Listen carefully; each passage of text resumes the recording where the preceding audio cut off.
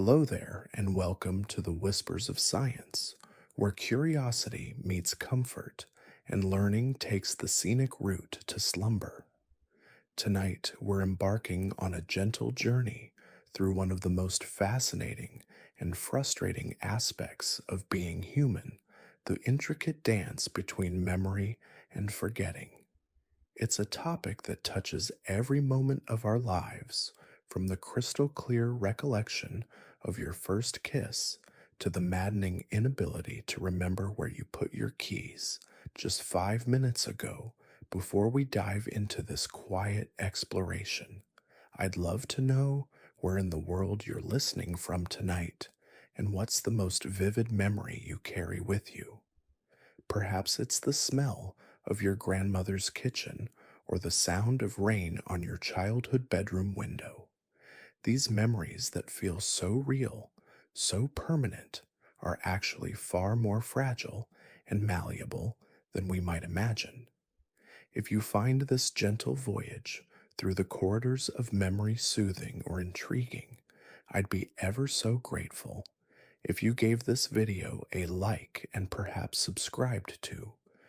Join our little community of curious minds seeking peaceful learning. It helps this cozy corner of knowledge reach others who might need a thoughtful pause in their day. Now, I do hope this isn't so captivating that it keeps you awake, but if it does well, at least you'll drift off with a deeper understanding of how your remarkable brain stores and loses the stories of your life. So settle in, take a deep breath, and let's begin this exploration, because somewhere between remembering and forgetting lies the essence of who we are.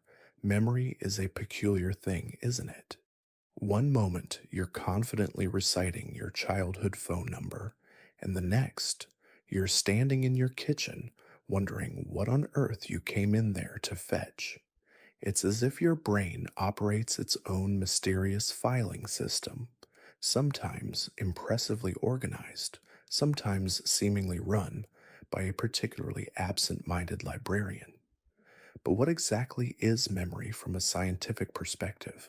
It's far more complex and beautiful than simply a storage unit tucked away in some corner of your mind. Memory is an active, dynamic process that involves multiple regions of your brain working in harmony like a well rehearsed orchestra, each playing their part in the grand symphony of recollection. When you experience something new, your brain doesn't just passively record it like a video camera. Instead, it actively constructs a memory, weaving together sensory information, emotions, context, and meaning into something that feels coherent and complete. This process begins the moment you pay attention to something and continues long after the experience has ended. The journey of a memory starts with encoding, the moment when your brain decides this is worth keeping. Your senses gather information: the sharp taste of lemon, the warmth of sunlight through a window, the sound of laughter echoing down a hallway, and your brain begins the remarkable process of translation, turning these fleeting sensations into something more permanent. But here's where it gets truly fascinating. Your brain doesn't store memories in one neat location like files in a cabinet. Instead, memories are distributed across multiple neural networks, each aspect of a memory residing in different regions. The visual components might be stored in your visual cortex, while the emotional weight of the experience lives in your limbic system. Think of it like this: when you remember your last birthday celebration, your brain is actually reassembling that memory from various storage sites. The sight of the cake from one region, the sound of happy birthday from another, the feeling of joy from yet another area. It's a remarkable feat of neural coordination that happens seamlessly every time you recall something. This distributed nature of memory helps explain why memories can be so vivid yet so unreliable. You might remember the exact shade of blue of your first car, but completely forget what year you bought it. Or you might recall with perfect clarity the emotional atmosphere of a family gathering while getting the details of who was there completely wrong. The process of storing memories involves three main stages: encoding, consolidation, and retrieval. Each stage is crucial, and each can be influenced by countless factors from your emotional state to how much sleep you got the night before, to whether you were distracted by your phone during the original experience. Encoding is where it all begins. This is your brain's way of paying attention to what's happening around you and deciding what's worth remembering. Not everything makes it through this filter. Much of what you experience each day is filtered out, deemed unimportant by your brain's sophisticated selection process. The things that do make it through encoding tend to share certain characteristics. They're often emotionally significant, unusual, or personally relevant. Your brain is more likely to encode the memory of meeting someone new than the memory of your routine morning coffee, unless, of course, something unusual happened. With that, coffee consolidation is the process by which memories become more stable and permanent. This happens primarily during sleep, when your brain sorts through the day's experiences, deciding what to keep, what to discard, and how to file everything away. It's like your brain's nightly housekeeping session, organizing the mental furniture and deciding what belongs in long term storage. Retrieval is the act of accessing stored memories, and it's here that things get particularly interesting because every time you remember something, you're not just accessing a file, you're actually reconstructing the memory from its various components, and this reconstruction process can introduce changes, errors, and embellishments.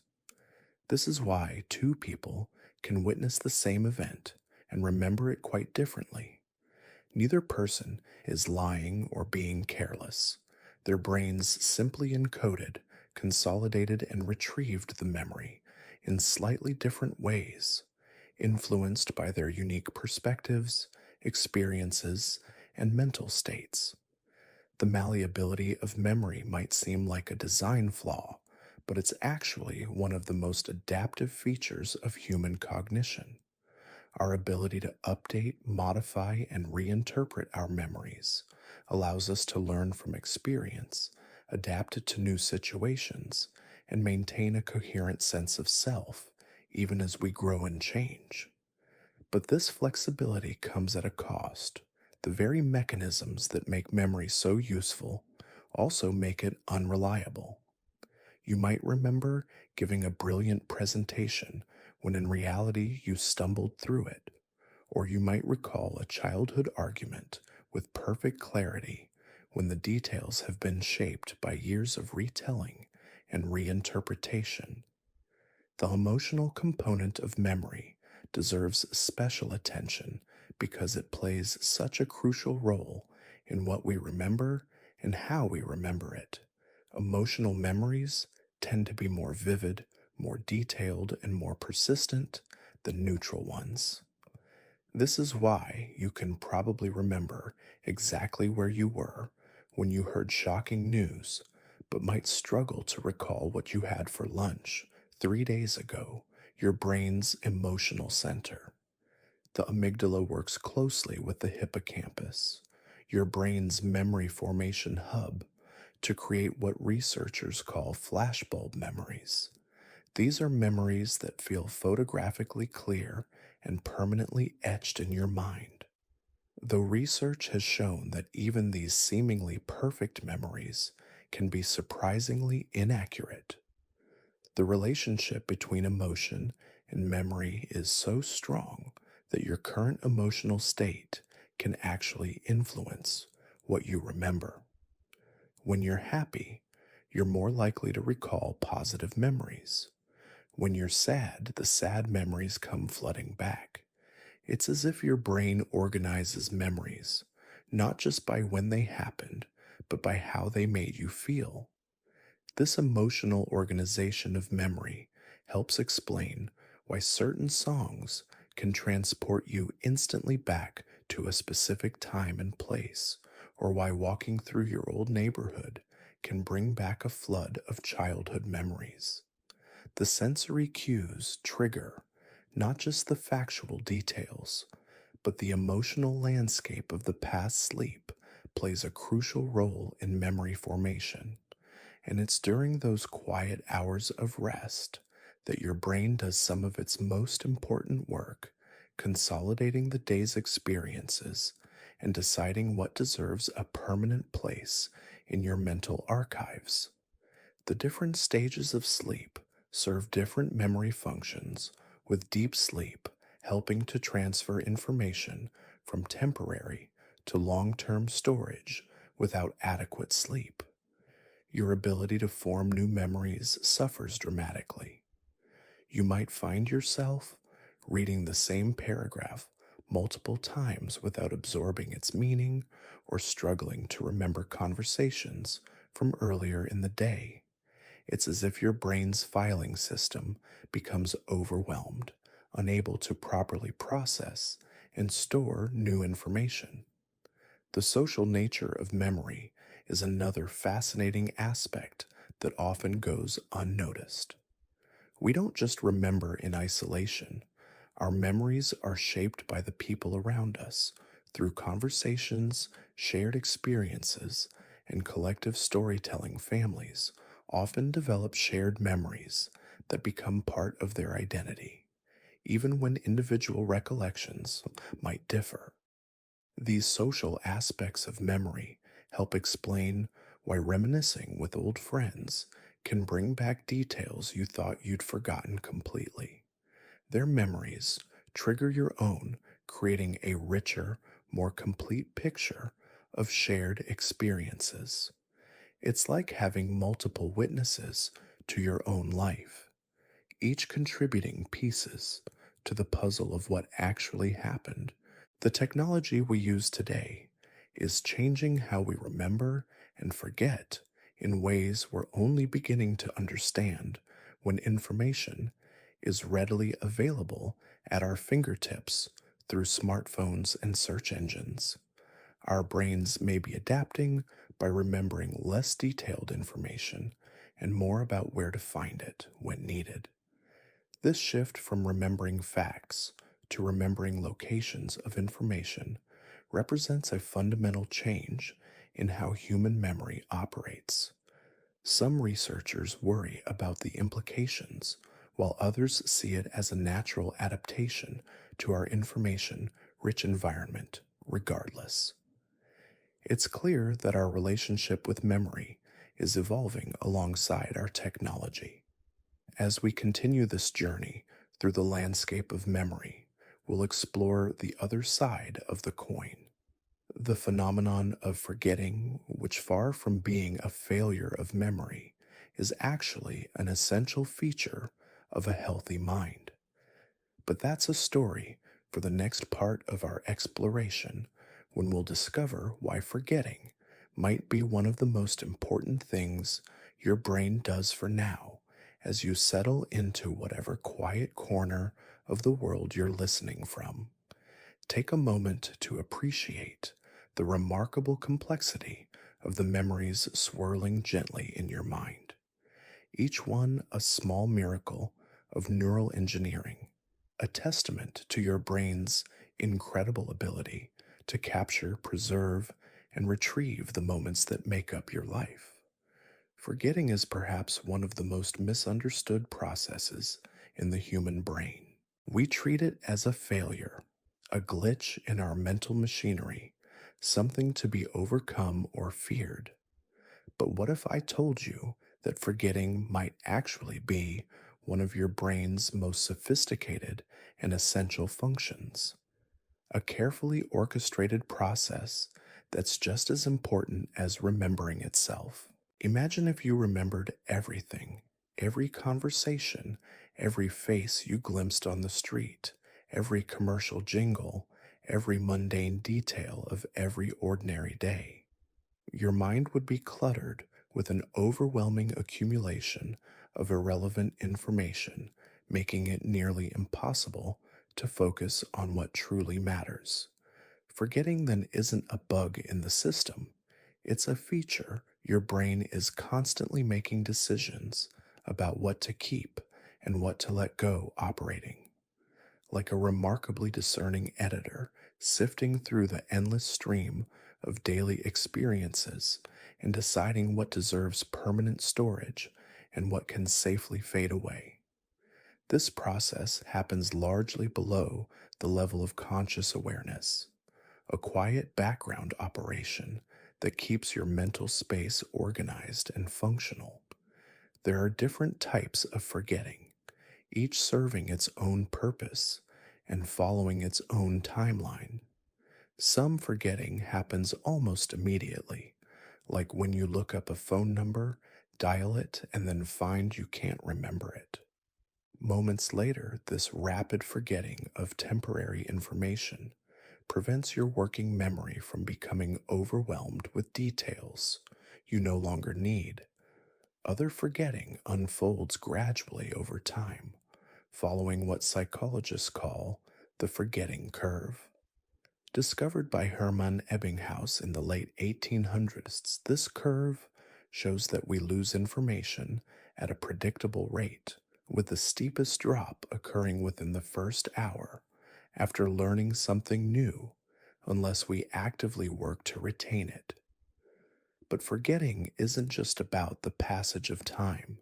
It's influenced by interference from other memories, emotional states, physical health, and countless other factors. Sometimes new information pushes out old information, like trying to squeeze too many books onto an already full shelf. Sometimes similar memories blur together, creating confusion about which details belong to which experience. The phenomenon of retrieval induced forgetting reveals just how active and strategic our forgetting can be when you practice remembering certain information. You actually make it harder to recall related but unpracticed information.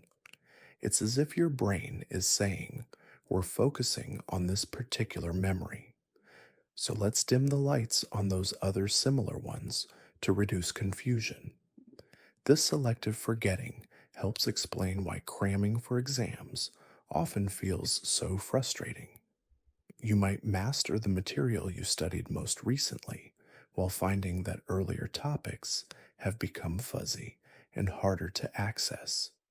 Your brain prioritized the most recently rehearsed information at the expense of what came before sleep, plays a crucial role in forgetting just as it does in remembering. During sleep, your brain doesn't just consolidate important memories, it also actively forgets irrelevant information. This process, called synaptic homeostasis, helps maintain the balance between remembering and forgetting, ensuring that your neural networks don't become oversaturated with information. Dreams might also serve as a kind of memory editing process, allowing your brain to process experiences, replay important events, and potentially discard unnecessary details. The strange logic of dreams, where familiar people appear in impossible situations, might reflect your brain's attempt to sort through and organize the day's experiences. The emotional component of forgetting is particularly fascinating. Traumatic memories often resist normal forgetting processes, remaining vivid and intrusive long after they should have faded. This persistence of painful memories suggests that forgetting requires not just time, but also emotional processing and integration.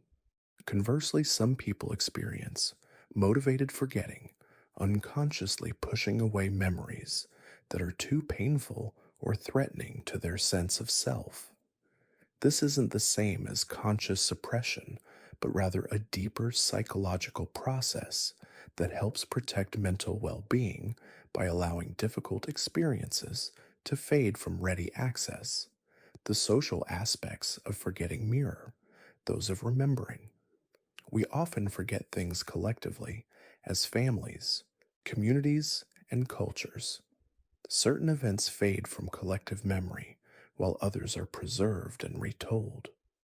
This social forgetting can be adaptive, helping groups move past conflicts and trauma, but it can also mean losing valuable lessons and experiences.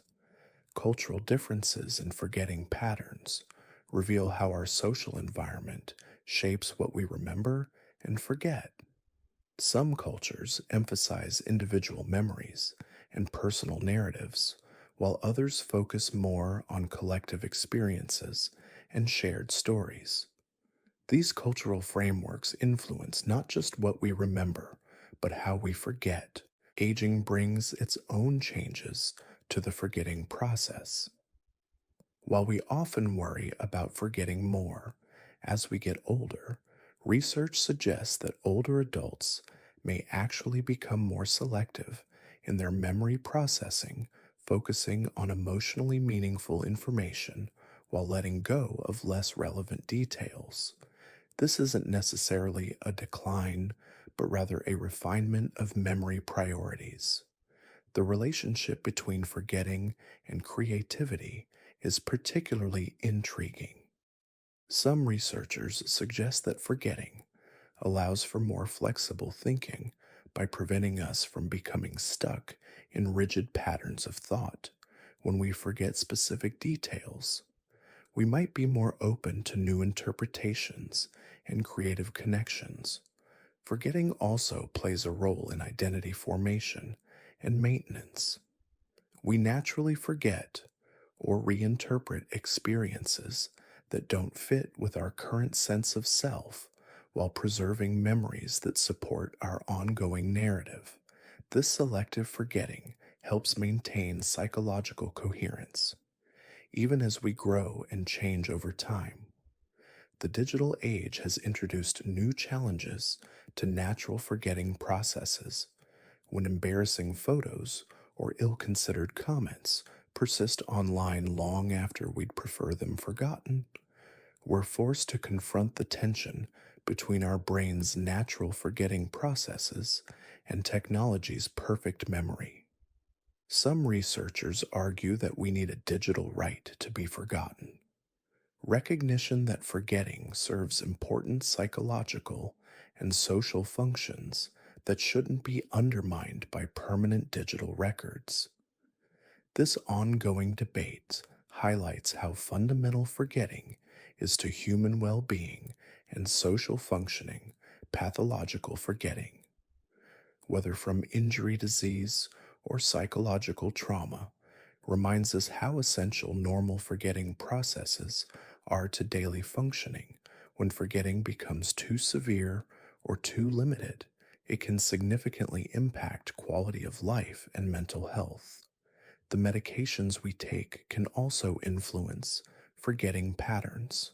Some drugs enhance forgetting, while others impair it. Understanding these effects helps us appreciate the delicate balance our brains maintain between remembering and forgetting, and how easily this balance can be disrupted. But perhaps most importantly, forgetting allows us to live in the present moment. If we were constantly overwhelmed by perfect recall of every past experience, we might struggle to engage fully with what's happening now. Forgetting creates space for new experiences, new learning, and new growth. The temporary nature of memory might seem like a limitation, but it's actually what makes each moment precious. If every experience were permanently and perfectly preserved in our minds, would we value them as much? The poignancy of memory lies partly in its fragility, in knowing that these mental snapshots might fade as we consider the intricate dance between memory and forgetting. We begin to see how both processes work together to create the rich tapestry of human experience. Remembering gives us continuity and identity, while forgetting provides flexibility and renewal together. They allow us to learn from the past while remaining open to the future. The next time you find yourself frustrated by forgetting someone's name or misplacing your keys, remember that your brain is actually doing something quite sophisticated.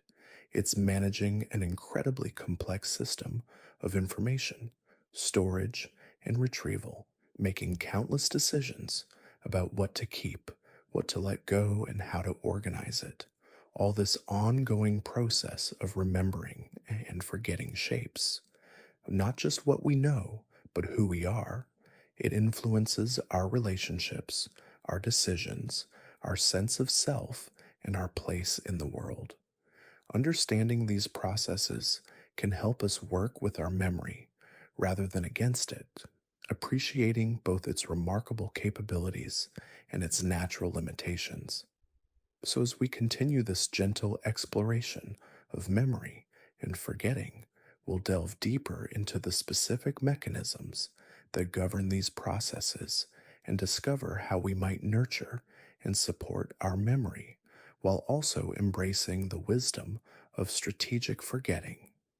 Because in the end, both remembering and forgetting are gifts that allow us to navigate the complexity of human experience with grace and adaptability. The mechanisms behind memory formation read like a fascinating biological thriller, with your brain as the protagonist, navigating a world of electrical impulses, chemical messengers, and neural networks that would make any telecommunications engineer weep with envy at their elegant complexity. When you decide to remember something, perhaps the way afternoon light filters through your bedroom curtains, or the exact intonation of a loved one's laughter, your brain launches into an intricate choreography of cellular activity that begins with something called long term potentiation, a rather grand name for what is essentially your neurons learning to work better together. Picture, if you will, two neurons meeting for the first time. Like shy strangers at a party, they communicate across a tiny gap called a synapse using chemical messengers called neurotransmitters. When these neurons fire together, repeatedly they strengthen their connection, making future communication easier and more efficient. It's the biological foundation of the old saying neurons that fire together, wire together. This process involves a remarkable cast of molecular characters, each playing their part in the memory formation drama. There's glutamate, the primary excitatory neurotransmitter that gets the conversation started. Then there's calcium rushing into the neuron like an eager messenger carrying news that something important is happening. And finally, there are proteins that act like molecular construction workers, building and strengthening the connections between neurons. But the real star of the memory formation show is a protein called CREB, cyclic adenosine monophosphate, response element binding protein. Though you certainly don't need to remember that mouthful CREB acts like a master switch, determining which genes get turned on to create the proteins needed for long term memory storage. It's remarkable to think that your ability to remember your first day of school or the taste of your favorite childhood meal depends on this tiny molecular switch. The hippocampus, that seahorse shaped structure deep in your brain, serves as something like a memory editor. In chief, it doesn't store memories permanently, but rather helps coordinate their formation and retrieval while they're being consolidated into long term storage elsewhere in the brain. Think of it as the conductor of a vast neural orchestra, ensuring that all the different sections come in at the right time when the hippocampus is damaged, as in cases of Alzheimer's disease or certain types of brain injury. New memories become incredibly difficult to form, while older memories that were already consolidated elsewhere in the brain may remain intact. This is why someone with dementia might remember their childhood with crystal clarity while struggling to recall what they had for breakfast. The process of consolidation is where memories transition from fragile temporary states to more permanent storage, and this process can take days, weeks, or even years to complete. During this time, memories remain vulnerable to interference, disruption, or modification. It's like wet cement that looks solid but can still be reshaped until it fully hardens. Systems consolidation involves the gradual transfer of memory traces from the hippocampus to the neocortex where they can be stored more permanently. This process happens primarily during sleep, when your brain has the luxury of working without distraction, sorting through the day's experiences and deciding what deserves permanent filing. But there's another type of consolidation called reconsolidation that reveals just how dynamic memory truly is. Every time you recall a memory, you actually make it temporarily unstable again, opening it up to modification. This means that the act of remembering can actually change the memory itself, adding new details, removing others, or altering the emotional tone. This reconsolidation process helps explain why our memories of significant events can shift over time. Each time we recall and retell these memories, we potentially modify them, influenced by our current knowledge, emotional state, and social context. It's as if our memories are living documents that get edited each time we open them. The chemistry of memory formation is influenced by everything from your stress levels to what you ate for lunch. Stress hormones like cortisol can interfere with memory formation, while moderate levels of arousal can actually enhance it. This is why you might remember dramatic events with particular clarity while struggling to recall information when you're overwhelmed or anxious. Sleep deprivation disrupts memory formation at multiple levels, affecting both the initial encoding of information and the consolidation process that follows. A single night of poor sleep can impair your ability to form new memories, while chronic sleep loss can have cumulative effects on memory function that persist even after you catch up on rest. The role of attention in memory formation cannot be overstated. Your brain receives far more information than it can possibly process and store, so it relies on attention as a gatekeeper deciding what deserves the energy intensive process of memory formation. This is why you might drive home from work and arrive with no memory of the journey. Your attention was elsewhere, and without attention, there's no encoding. But attention itself is influenced by numerous factors, including your emotional state, your goals and interests, and even your physical posture. Research has shown that sitting up straight can actually improve memory performance compared to slouching, perhaps, because good posture is associated with alertness and focused attention. The social context of memory formation adds another layer of complexity. We often encode memories differently when we're alone versus when we're with others, and the presence of other people can influence both what we pay attention to and how we interpret and store experiences. Shared experiences often become shared memories, with each person's recollection influenced by the group dynamic repetition plays a crucial role in memory formation, but not all repetition is created equal. Simply repeating information over and over, called rote rehearsal, is less effective than elaborative rehearsal, which involves connecting new information to existing knowledge and creating meaningful associations. This is why mnemonics and memory palaces work so well. They leverage the brain's natural tendency to remember meaningful connections. The spacing effect reveals another important principle of memory formation. Information that's reviewed at spaced intervals is remembered better than information that's crammed into a single session. This distributed practice allows for multiple rounds of consolidation, strengthening the memory trace each time it's reactivated.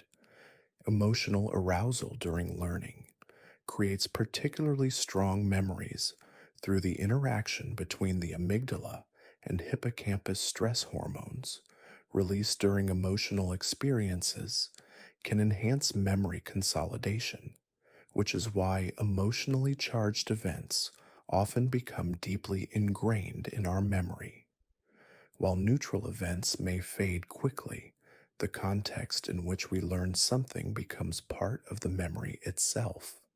This is why returning to a familiar place can trigger vivid recollections, or why certain songs can transport you instantly to specific moments in your past. The brain weaves together all the sensory and contextual information present during encoding, creating rich, multisensory memory traces. Age affects memory formation in complex ways. While we often focus on memory decline in older adults, research shows that different types of memory are affected differently. Older adults may struggle with certain types of new learning while maintaining or even improving their ability to access and use accumulated knowledge and wisdom. The process of forgetting operates through several distinct mechanisms, each serving different functions in maintaining cognitive efficiency. Passive decay occurs when memories simply fade over time due to lack of use, like a path through the woods that becomes overgrown when no one walks it regularly. Interference happens when new information conflicts with or crowds out existing memories. This can work in both directions, with old memories interfering with new learning, called proactive interference, or new memories interfering with old ones, called retroactive interference. It's like trying to remember where you parked your car when you've parked in the same area many times before. Motivated forgetting involves the active suppression of unwanted memories. Though this process is not always conscious or deliberate, the brain seems to have mechanisms for reducing access to memories that are painful, threatening, or no longer relevant to current goals. This type of forgetting may serve important psychological functions, helping us move forward from difficult experiences. The forgetting curve discovered by Ebbinghaus shows that forgetting follows a predictable pattern, with the steepest loss occurring shortly after learning, followed by a more gradual decline. This curve can be modified by factors like the meaningfulness of the information, the strength of the initial learning, and the amount of subsequent rehearsal retrieval practice. The act of actively recalling information actually strengthens memory traces and can slow the forgetting process. This is why testing yourself on material you're trying to learn is more effective than simply reviewing it passively. The effort involved in retrieval seems to signal to the brain that this information is important and worth maintaining. Sleep plays a dual role in forgetting while it consolidates important memories. It also helps clear away unnecessary information through a process that involves the physical cleaning of the brain during sleep. Cerebrospinal fluid flows through the brain, washing away metabolic waste and potentially helping to clear out weak or irrelevant memory traces. The relationship between memory and forgetting is not simply oppositional, but rather complementary. Forgetting makes remembering more efficient by reducing interference from irrelevant information and allowing us to generalize from specific experiences to broader patterns and principles. As we delve deeper into these mechanisms, we begin to appreciate the remarkable sophistication of the memory system that operates largely below the threshold of conscious awareness. Every moment, your brain is making countless decisions about what to encode, what to consolidate, what to maintain, and what to let fade away. This ongoing process shapes not just what we remember, but how we remember it, influencing our perception of ourselves, our relationships, and our place in the world. Understanding these mechanisms can help us work more effectively with our memory, appreciating both its remarkable capabilities and its inherent limitations. The next time you struggle to remember something or find yourself forgetting what seemed important just yesterday, remember that your brain is engaged in a constant balancing act, managing an incredibly complex system of information storage and retrieval that has evolved over millions of years to help us navigate the challenges of human existence. This intricate dance between encoding and forgetting reveals something profound about the human condition. We are not passive recipients of experience, but active curators of our own mental landscapes, constantly shaping and reshaping the stories we tell ourselves about who we are and where we've been. The neuroscience of memory reveals that our brains are far more plastic than we once imagined. Neuroplasticity, the brain's ability to reorganize and adapt, continues throughout our lives, allowing us to form new memories, modify existing ones, and even recover from injury in ways that would have seemed impossible just a few decades ago when you learned something new. Your brain doesn't just add information to existing files, it actually rewires itself, creating new neural pathways and strengthening existing ones.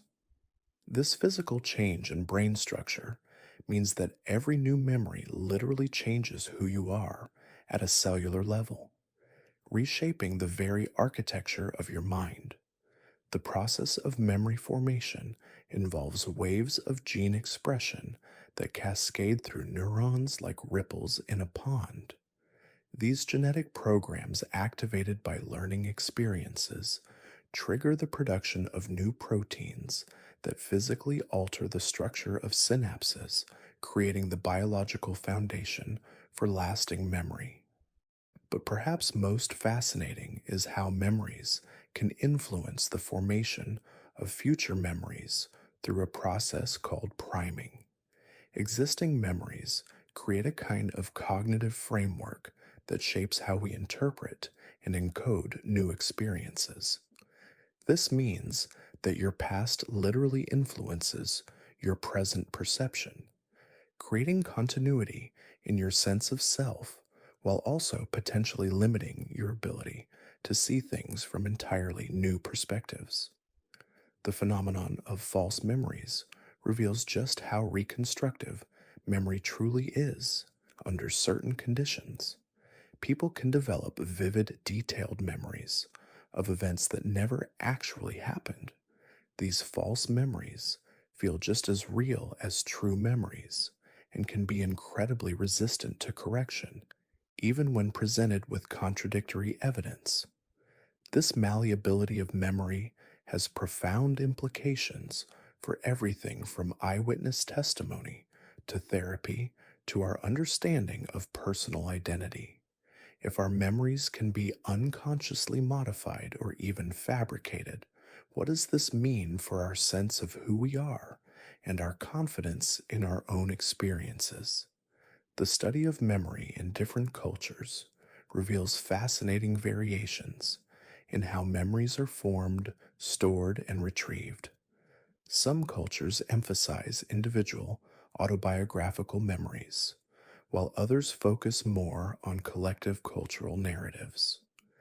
These different approaches to memory influence not just what people remember, but how they construct their sense of identity and belonging.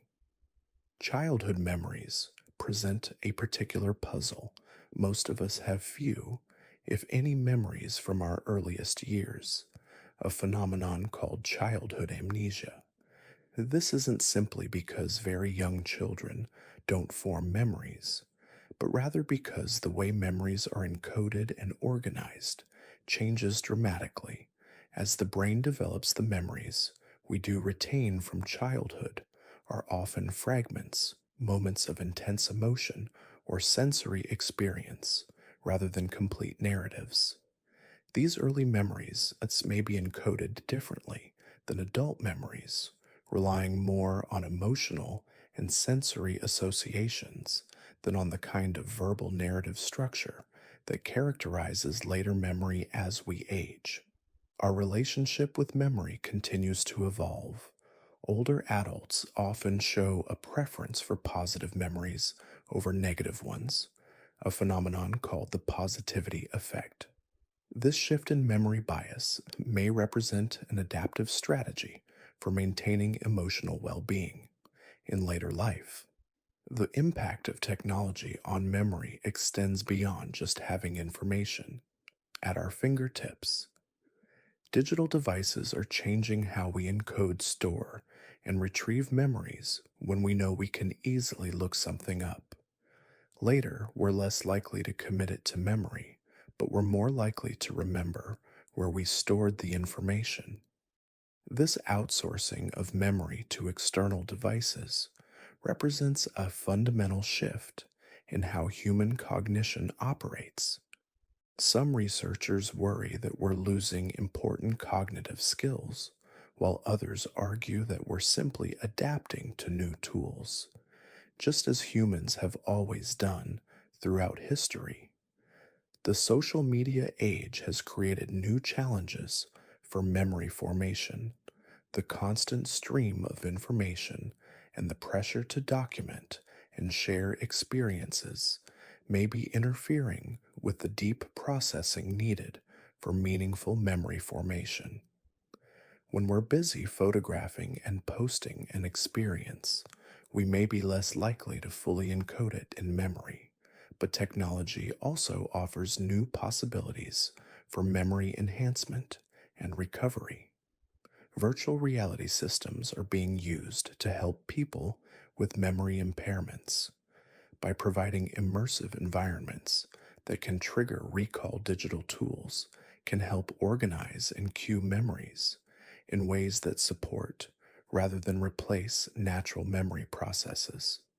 The study of memory disorders provides crucial insights into how normal memory works. Conditions like Alzheimer's disease, Huntington's disease, and various forms of amnesia reveal the different components of memory and how they can be selectively affected. Some people with severe memory impairments can still learn new skills even though they can't consciously remember learning them. This dissociation between explicit conscious memory and implicit unconscious memory suggests that our memory systems are more complex and specialized than we might intuitively assume. The phenomenon of savant syndrome, where individuals with cognitive impairments show extraordinary memory abilities in specific domains, challenges our understanding of memory capacity and organization. These cases suggest that the brain's memory systems have capabilities that are normally constrained but can be unleashed under certain conditions. Emotional memories deserve special attention, not just because they're more vivid, but because they're processed differently by the brain. The amygdala, which processes emotional information, can influence memory formation, even when we're not consciously aware of the emotional content.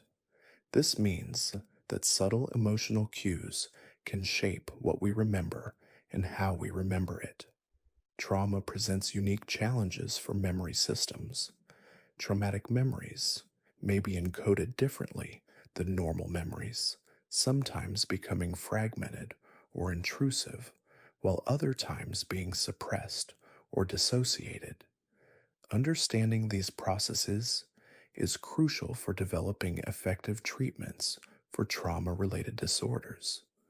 The role of sleep in memory consolidation continues to reveal new complexities. Different stages of sleep appear to serve different memory functions, with slow wave sleep helping to consolidate factual memories, while REM sleep may be more important for emotional and procedural memories. Dreams may serve as a kind of memory laboratory where the brain experiments with different combinations of memories and experiences. This nocturnal processing might help integrate new information with existing knowledge and could even contribute to creative problem solving. The relationship between memory and attention is bidirectional. Not only does attention influence what we remember, but our memories also influence what we pay attention to. This creates feedback loops where past experiences shape present perceptions, which in turn influence future memories. Meditation and mindfulness practices appear to influence memory formation and retrieval.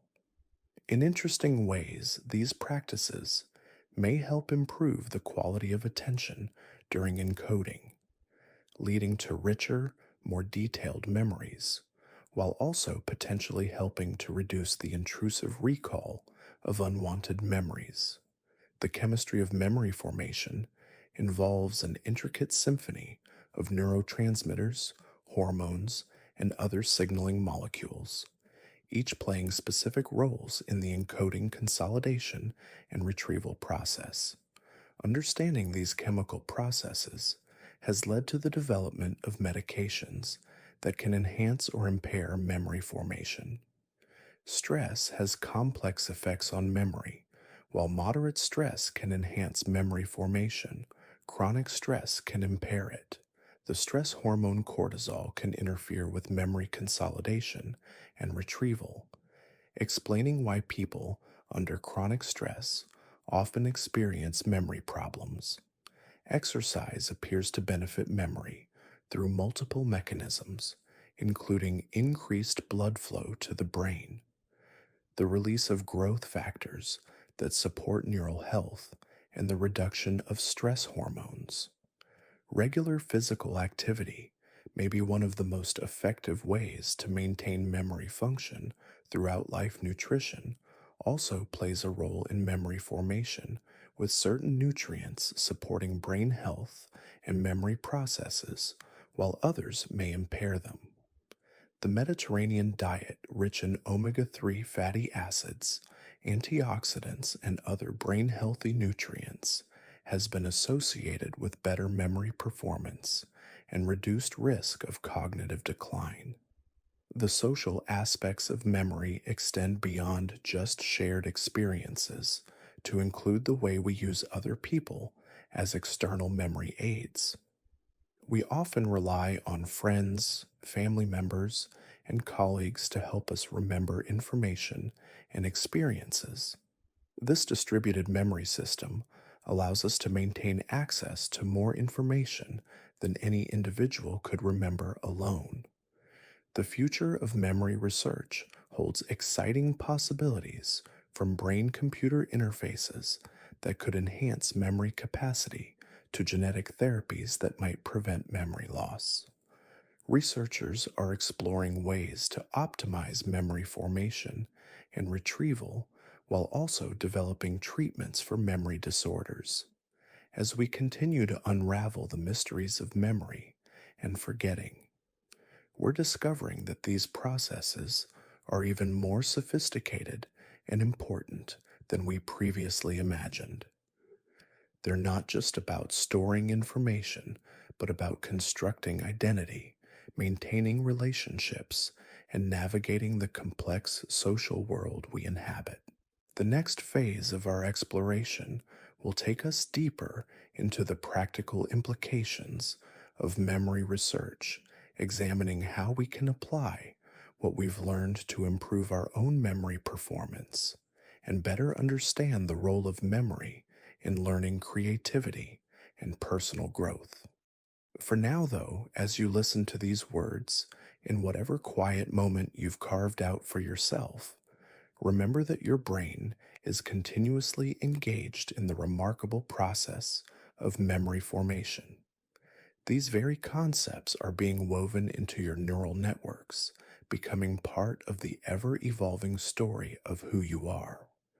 The gentle rhythm of encoding and forgetting continues moment by moment, breath by breath, creating the rich tapestry of human experience that makes each of us unique while connecting us to the broader patterns of how minds work and how consciousness emerges from the intricate dance of remembering and letting go. The practical implications of memory research touch nearly every aspect of our daily lives, from the way we learn new skills, to how we maintain relationships, to the methods we use to navigate an increasingly complex world.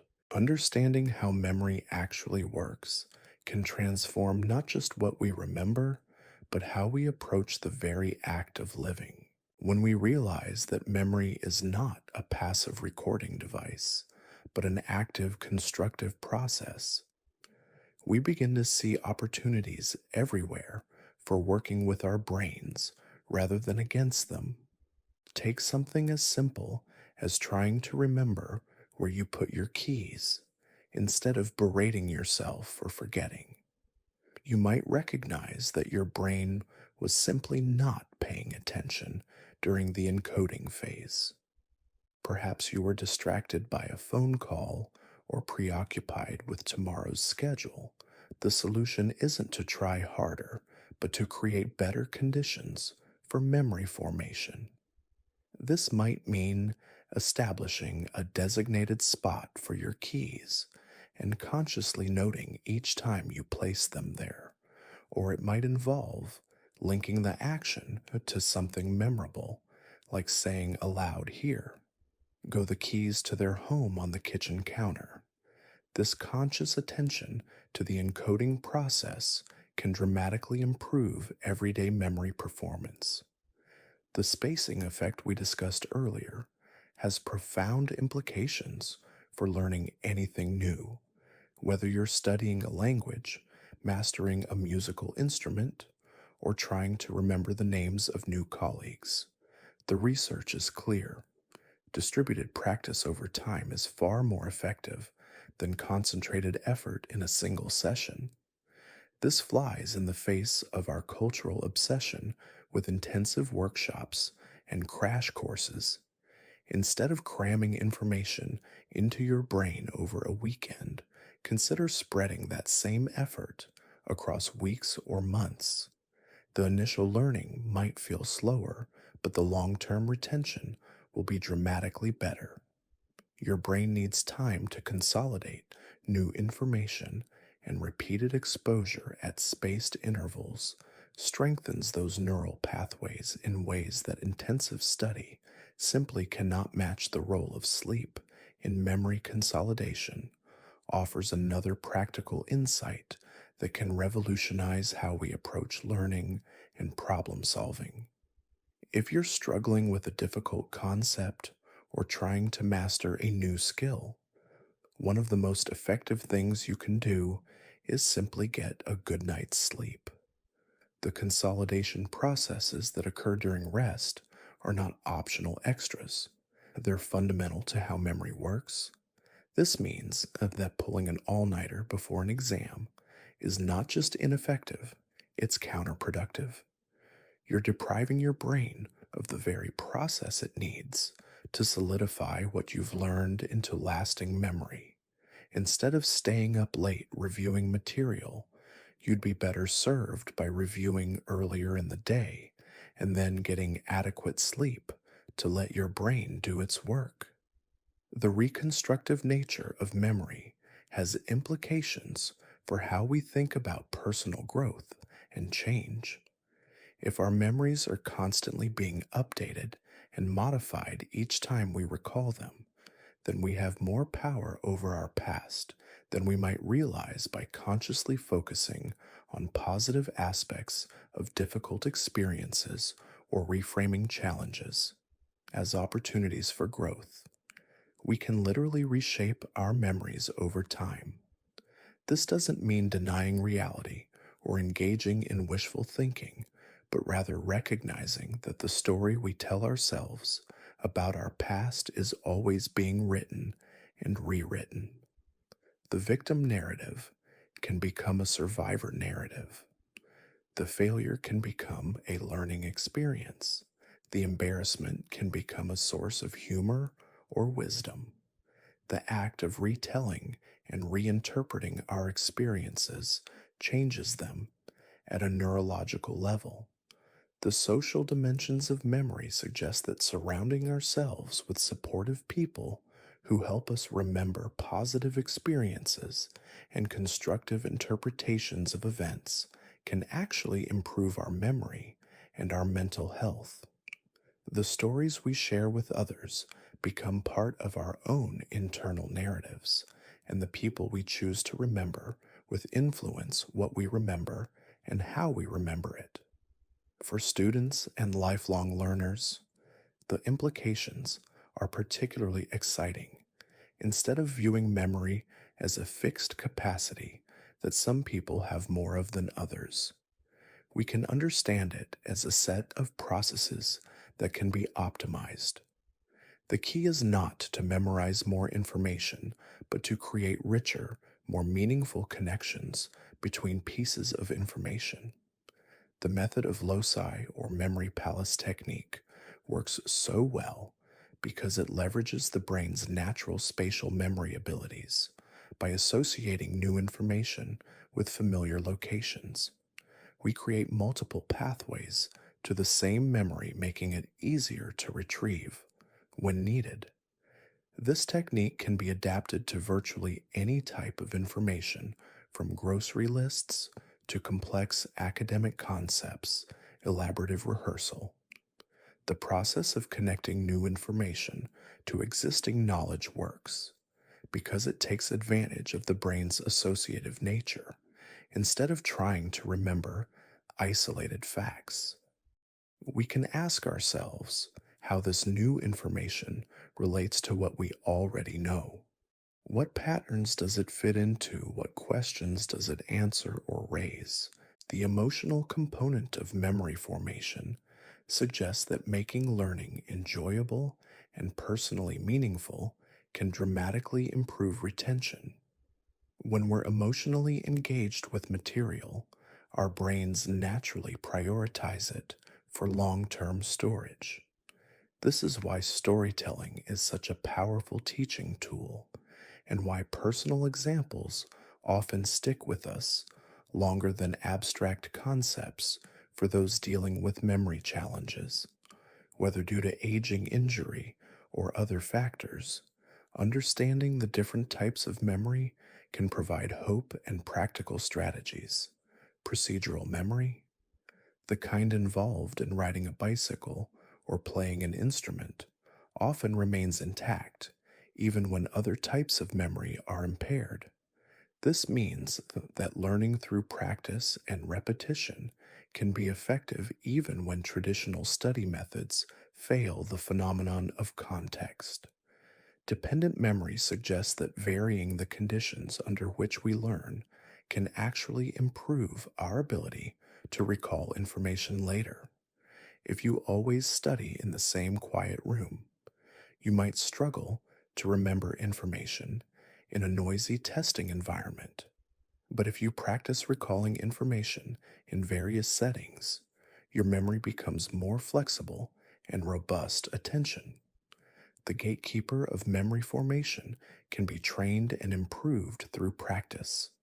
Mindfulness, meditation has been shown to enhance working memory capacity and improve the ability to focus attention on relevant information while filtering out distractions.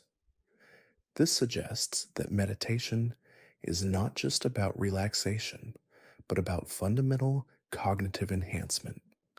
The research on false memories, while somewhat unsettling, also offers practical insights for improving memory accuracy by understanding how memories can be distorted. We can become more careful observers of our own mental processes and more skilled at distinguishing between vivid imagination and actual recall. This awareness can help us become more reliable witnesses to our own lives. The malleability of memory during reconsolidation opens up possibilities for therapeutic interventions. Traumatic memories that cause ongoing distress might be modified through careful therapeutic work that activates the memory in a safe context, allowing it to be reconsolidated with less emotional charge. This approach is being explored for treating post traumatic stress disorder and other trauma related conditions for creative endeavors. The relationship between memory and forgetting takes on special significance. The ability to forget irrelevant details while retaining useful patterns and principles allows for the kind of flexible thinking that leads to innovation and artistic expression. Sometimes the most creative solutions come not from remembering everything, but from forgetting the constraints that limit our imagination. The digital age presents both challenges and opportunities for memory. Research suggests that we're not necessarily becoming less capable of remembering, but rather that we're adapting to new information environments. The key is to be intentional about what we choose to remember and what we're comfortable outsourcing to external devices. This might mean making a conscious effort to memorize poetry or song lyrics, not because we need to, but because the act of memorization itself exercises our memory systems and provides us with internal resources that no device can replace. It might also mean being more selective about the information we consume, recognizing that our attention and memory are finite resources that deserve to be allocated thoughtfully. The future of memory enhancement holds exciting possibilities, from brain training programs that target specific memory systems to pharmaceutical interventions that could prevent or reverse memory loss. But perhaps the most promising developments are those that help us understand and optimize the memory systems we already have as we continue to learn about memory and forgetting. We're discovering that these processes are not just about storing information, but about constructing meaning, creating identity, and navigating relationships. They're fundamental to what makes us human, connecting our past to our present and our individual experiences to the broader patterns of human existence. The gentle art of remembering and forgetting continues to unfold in the quiet moments of our daily lives as we walk through familiar neighborhoods and feel the weight of accumulated memories as we struggle to recall a name or suddenly remember a long forgotten melody as we drift off to sleep and let our brains sort through the day's experiences, deciding what to keep and what to release. This ongoing process shapes not just what we know, but who we are, creating the continuity of self that allows us to wake up each morning with a sense of identity and purpose, while also providing the flexibility to grow and change and adapt to new circumstances. The balance between remembering and forgetting is one of the most delicate and important aspects of human consciousness. So, as we near the end of our gentle exploration through the landscapes of memory and forgetting, we're left with a deeper appreciation for the remarkable complexity and sophistication of the mental processes that operate largely below the threshold of conscious awareness. Every moment, your brain is making countless decisions about what to encode, what to consolidate, what to maintain, and what to let fade away. This ongoing curation of experience is not just about managing information, but about creating meaning, finding patterns, and constructing the narrative threads that weave together into the rich tapestry of human experience. Your memories are not just records of what happened, but active participants in shaping what will happen next. The next time you find yourself marveling at a vivid recollection or frustrated by a forgotten detail, remember that both experiences are part of the same sophisticated system that has evolved over millions of years to help us navigate the challenges and opportunities of conscious existence. The interplay between memory and forgetting is not a design flaw, but a feature one of the most elegant and essential aspects of how minds work. And so, as you continue on your own journey through the ever changing landscape of memory and forgetting, carry with you this understanding that your brain is not just a storage device, but a living, breathing system that is constantly adapting and evolving, creating new connections, and letting go of old ones in service of the ongoing project of being human. The relationship between memory and identity runs deeper than we might initially imagine, because fundamentally, who we are is largely constructed from the stories we tell ourselves about our past experiences. These narratives, woven together from fragments of memory and interpretation, create the continuous sense of self that persists even as we grow and change through the years. But here's where it gets particularly fascinating. Your sense of identity actually influences what you remember and how you remember it in a kind of recursive loop where past and present continuously reshape each other. Memories that align with your current self concept tend to be preserved and embellished, while those that contradict your identity may fade or be reinterpreted. Consider how differently you might remember the same childhood event now versus how you remembered it 10 years ago.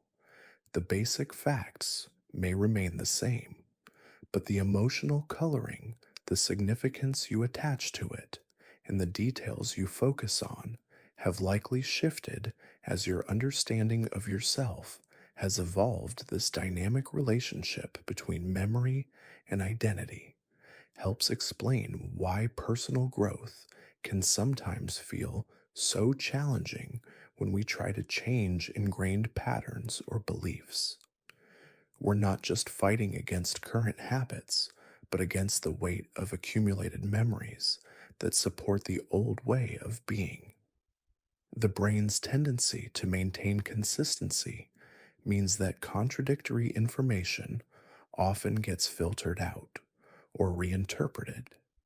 Yet this same malleability offers hope for transformation, because if memories can be modified through the process of reconsolidation, then the stories we tell ourselves about who we are can also be rewritten, not through denial or wishful thinking, but through conscious attention to how we recall and interpret our experiences.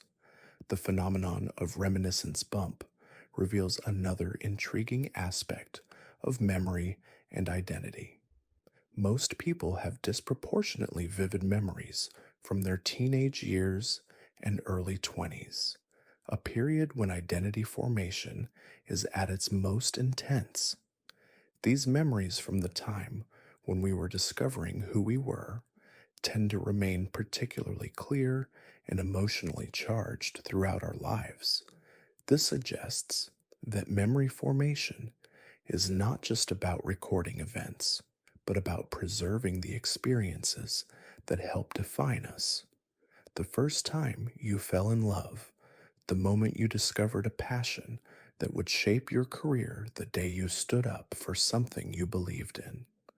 These memories persist not just because they were emotionally significant, but because they were identity. Defining the cultural context of memory formation adds yet another layer to this complex picture. Different cultures have varying approaches to memory and identity, some emphasizing individual achievement and personal narrative, while others focusing on collective memory and shared experience. These cultural frameworks shape not just what we remember, but how we construct our sense of self. In cultures that prioritize individual accomplishment, people tend to have more detailed autobiographical memories and a stronger sense of personal agency in their life stories, while cultures that emphasize collective identity may foster memories that are more focused on relationships and shared experiences. Neither approach is better or worse. They simply reflect different ways of understanding what it means to be human. The role of language in memory formation deserves special attention because the words we use to describe our experiences actually influence how we remember them. Languages that have rich vocabularies for describing emotions tend to produce more nuanced emotional memories, while languages that emphasize spatial relationships may enhance spatial memory. This linguistic influence on memory suggests that learning new languages can literally expand our capacity for memory and understanding by providing new frameworks for organizing and interpreting experience. The person who speaks multiple languages doesn't just have access to more words, they have access to different ways of remembering, and being the intersection of memory and creativity reveals how our past experiences fuel future innovation. Creative individuals often have particularly rich associative memories, allowing them to connect seemingly unrelated ideas and experiences in novel ways. The ability to retrieve unexpected connections from memory is often what distinguishes creative insight from ordinary problem solving. But creativity also depends on forgetting, in the sense that truly innovative thinking often requires letting go of conventional assumptions and established patterns. The most creative solutions sometimes come from forgetting what we know is impossible or impractical, allowing the mind to explore possibilities that would otherwise be dismissed. The relationship between memory and emotion continues to yield surprising insights, while we know that emotional experiences are more likely to be remembered. The reverse is also true. The act of remembering can recreate emotional states, allowing us to literally relive past feelings through recall. This emotional time travel can be both beneficial and problematic on the positive side. The ability to access happy memories can serve as a resource for coping with difficult present circumstances, reminiscing about times of joy, connection, or accomplishment can provide comfort and perspective during challenging periods. The warmth of a cherished memory can be just as real and beneficial as the original experience. However, this same mechanism can trap us in cycles of rumination or regret. When we repeatedly recall negative experiences, we don't just remember the events we re experience, the associated emotions potentially reinforcing patterns of anxiety, depression, or anger. The past becomes present in ways that can interfere with current well being. Understanding this emotional dimension of memory offers practical strategies for mental health instead of trying to suppress unwanted memories, which often backfires.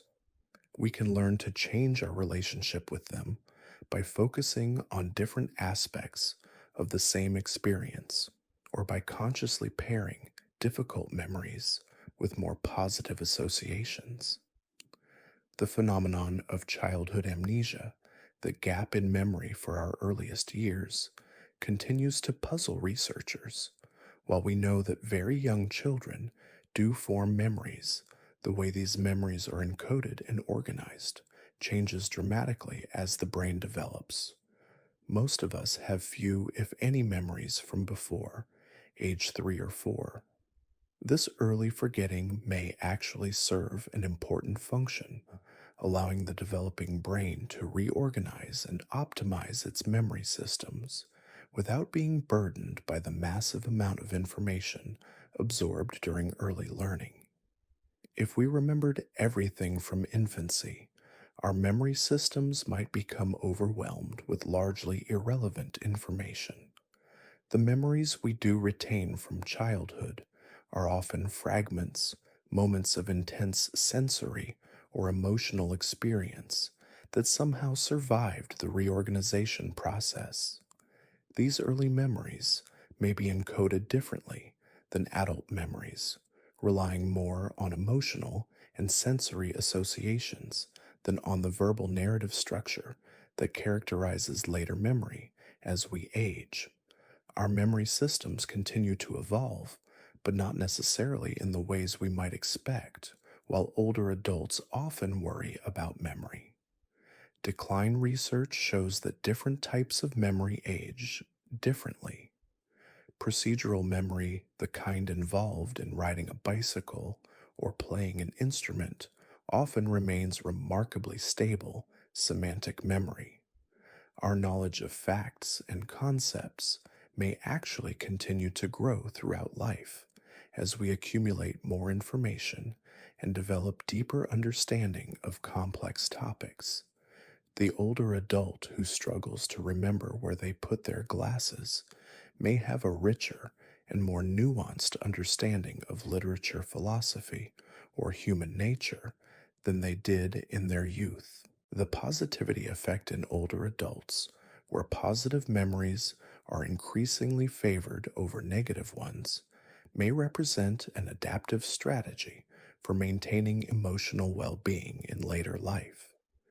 This shift suggests that memory is not just about accuracy, but about psychological function, serving the ongoing project of living a meaningful life. The impact of sleep on memory formation extends beyond simple consolidation to include the creative reorganization of information during sleep. The brain doesn't just strengthen memories, it also discovers new connections between them, leading to insights and solutions that weren't apparent during waking hours. This nocturnal creativity explains why we sometimes wake up with solutions to problems we were struggling with. The night before, the sleeping brain, freed from the constraints of logical thinking, can explore associations and possibilities that the waking mind might dismiss. The phrase sleeping on it contains more wisdom than we might realize. Dreams may serve as a kind of memory laboratory where the brain experiments with different combinations of experiences and ideas. The bizarre logic of dreams, where familiar people appear in impossible situations, might reflect the brain's attempt to find new patterns and connections in stored information. The relationship between memory and attention reveals another practical insight for improving memory. Performance attention is not just about focusing on what's important, but about filtering out what's irrelevant. The ability to ignore distractions while encoding new information is just as crucial as the ability to concentrate on relevant details. This selective attention can be trained through practice meditation and mindfulness exercises that improve the ability to focus attention while filtering out distractions can have lasting benefits for memory performance. The person who can maintain clear attention during learning will naturally form stronger, more detailed memories. The social aspects of memory formation extend to the way we use technology and external aids to supplement our natural memory abilities. The smartphone that stores our contacts and appointments doesn't just provide convenient access to information, it actually changes how we think about memory and what we choose to remember.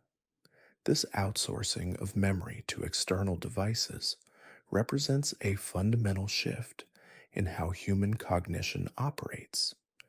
Some researchers worry that we're losing important cognitive skills, while others argue that we're simply adapting to new tools, just as humans have always done throughout history. The key may be to be intentional about what we choose to remember internally versus what we're comfortable storing externally. Certain types of information, like poetry or personal stories, may be worth committing to memory. Not because we need to, but because the act of memorization itself exercises our memory systems and provides us with internal resources that no device can replace. The future of memory research holds exciting possibilities, from brain computer interfaces that could enhance memory capacity to genetic therapies that might prevent memory loss. But perhaps the most promising developments are those that help us understand and optimize the memory systems we already have as we continue to unravel the mysteries of memory and forgetting. We're discovering that these processes are far more sophisticated and important than we previously imagined. They're not just about storing information, but about constructing identity, maintaining relationships, and navigating the complex social world. We inhabit the gentle interplay between remembering and forgetting continues to shape our lives in countless subtle ways, from the childhood song that suddenly pops into your head to the face you recognize but can't quite place, from the vivid recollection of a perfect moment to the merciful fading of an embarrassing mistake. This ongoing dance between memory and forgetting is not just a cognitive process, but a fundamentally human one, connecting us to our past while allowing us to remain open to the future. It's what allows us to learn from experience while not being trapped by it, to maintain continuity of self while still growing and changing. So, as we draw toward the close of our quiet exploration through the landscapes of memory and forgetting, we're left with a deeper appreciation for the remarkable sophistication of the mental processes that operate largely below the threshold of conscious awareness.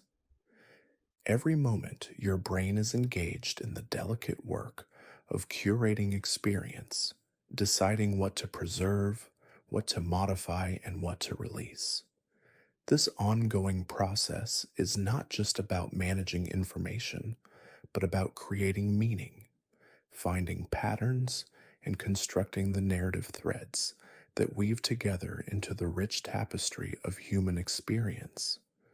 Your memories are not just records of what happened, but active participants in shaping what will happen next. The next time you find yourself lost in a vivid recollection or gently puzzled by a forgotten detail, remember that both experiences are part of the same elegant system that has evolved over millions of years to help us navigate the challenges and opportunities of conscious existence. The interplay between memory and forgetting is not a design flaw, but a feature, one of the most sophisticated and essential aspects of how minds work. And so, as you continue on your own journey through the ever changing landscape of memory and forgetting, carry with you this understanding that your brain is not just a storage device, but a living, breathing system that is constantly adapting and evolving, creating new connections and letting go of old ones in service of the ongoing project of being wonderfully, gloriously human. The gentle rhythm of remembering and forgetting continues moment by moment, breath by breath, and creating the continuous stream of consciousness that makes each of us unique, while connecting us to the broader patterns of how minds work and how awareness emerges from the intricate dance of holding on and letting go. The mystery of memory extends far beyond individual minds into the realm of collective human experience, where shared memories bind communities together and cultural forgetting allows societies to heal from trauma while preserving essential lessons for future generations. Collective memory, the shared recollections of groups, families, communities, and entire cultures, operates by different rules than individual memory. It's less about accuracy and more about meaning, less about what actually happened and more about what the group needs to believe happened to maintain its identity and values. Think about family stories, the tales passed down through generations that become part of a family's mythology. These stories often change with each telling details, added or subtracted emphasis, shifted to highlight particular values or lessons. The story of great grandfather's courage during the war may bear little resemblance to historical fact, but it serves a crucial function in defining family identity and transmitting values. Entire cultures engage in the same process of collective memory formation. National myths, origin stories, and shared narratives about historical events become part of the cultural fabric, regardless of their historical accuracy.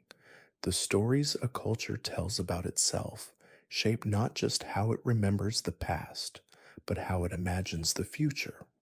But collective memory is not just about preservation, it's also about strategic forgetting. Societies must find ways to move beyond traumatic events without losing the lessons they contain. This delicate balance between remembering and forgetting plays out in everything from truth and reconciliation processes to decisions about what to teach in schools. The rise of digital technology has created new challenges for collective memory when information can be preserved indefinitely and accessed instantly. How do we maintain the natural rhythms of cultural forgetting that allow societies to heal and move forward? Some argue for a digital right to be forgotten, while others worry about losing important historical records. Social media platforms have become the new repositories of collective memory, storing millions of personal moments and shared experiences. But unlike traditional cultural memory, these digital archives are controlled by private companies with their own agendas and algorithms that determine what gets preserved and what gets forgotten. The phenomenon of false memories takes on new dimensions in the digital age. When manipulated images and deepfake videos can create convincing evidence of events that never happened, the line between authentic and fabricated memory becomes increasingly blurred, challenging our ability to distinguish truth from fiction. Generational differences in memory formation reflect changing technologies and social structures. Older generations who grew up without digital devices often have more detailed memories of childhood experiences, while younger generations may have more fragmented but more easily retrievable memories stored across multiple digital platforms. The globalization of culture has created new forms of collective memory where shared experiences transcend geographical boundaries. A viral video or meme can create instant shared memories across continents, while local traditions and stories may be lost in the digital noise. Immigration and cultural displacement create unique challenges for memory formation. When people move between cultures, they must navigate between different memory systems and narrative frameworks, sometimes preserving ancestral memories while adapting to new cultural contexts. The role of storytelling in memory formation reveals why humans have always been narrative creatures.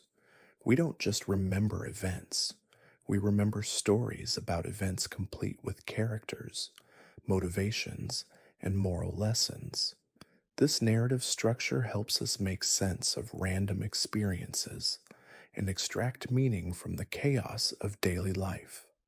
Memory palaces and other mnemonic techniques work so well because they leverage the brain's natural storytelling abilities by creating vivid, memorable narratives around information.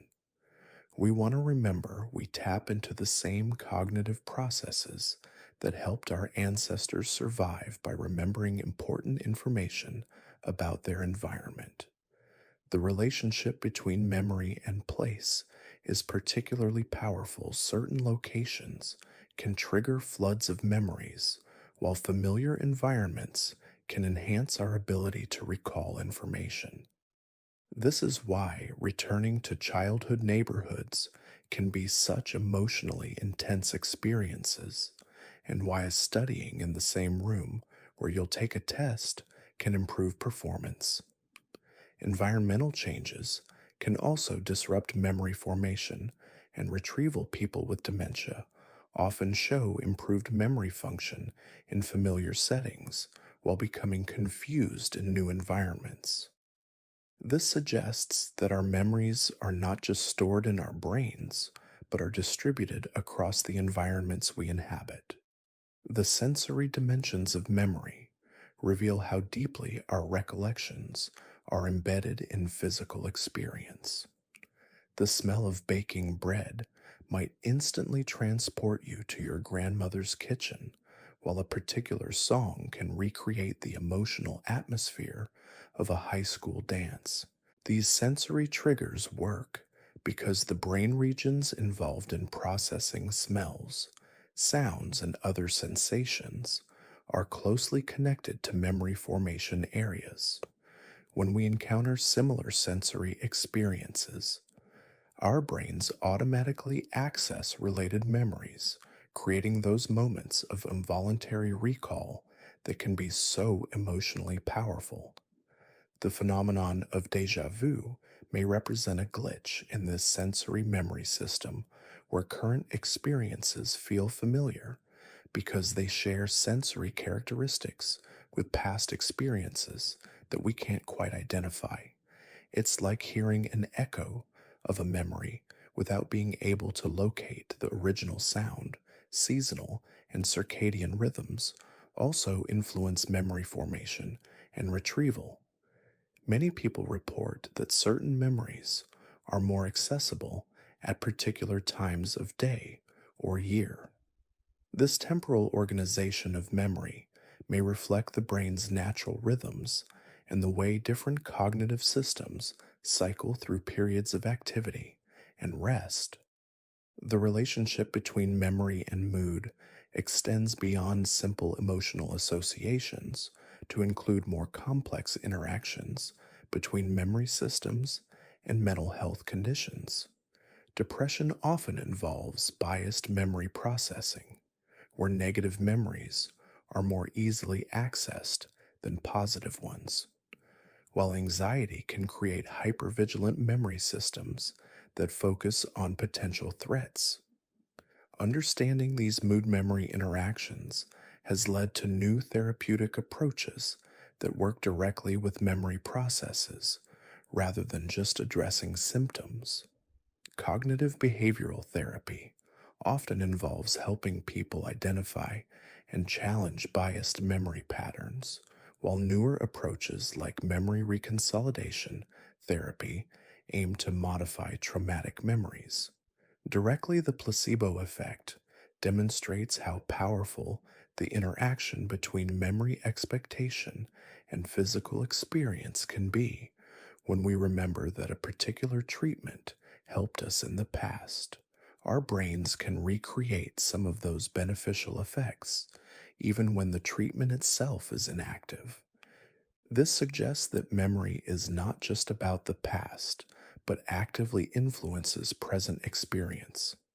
Meditation and contemplative practices appear to influence memory formation and retrieval in interesting ways. These practices may help improve the quality of attention during encoding, leading to richer, more detailed memories, while also potentially helping to reduce the intrusive recall of unwanted memories. The practice of mindfulness involves a particular kind of attention to present moment experience that can enhance memory formation by reducing the mental chatter and distraction that often interfere with encoding. When we're fully present with our experience, we're more likely to remember it clearly.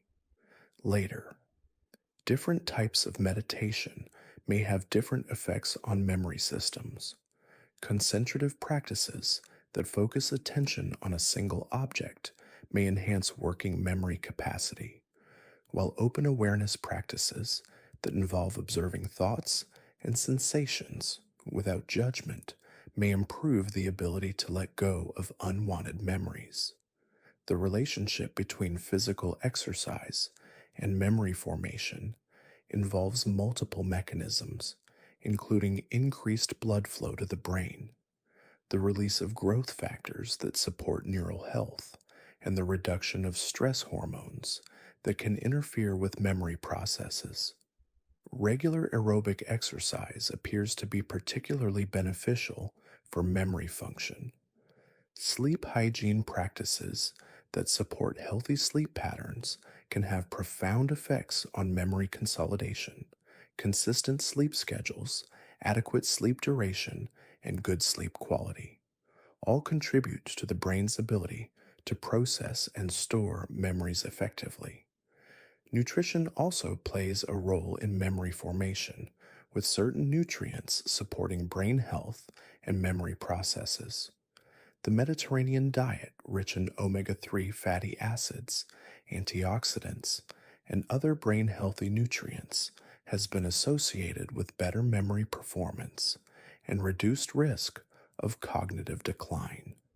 Chronic stress can have devastating effects on memory formation and retrieval through the action of stress hormones like cortisol, which can interfere with hippocampal function and disrupt the consolidation process.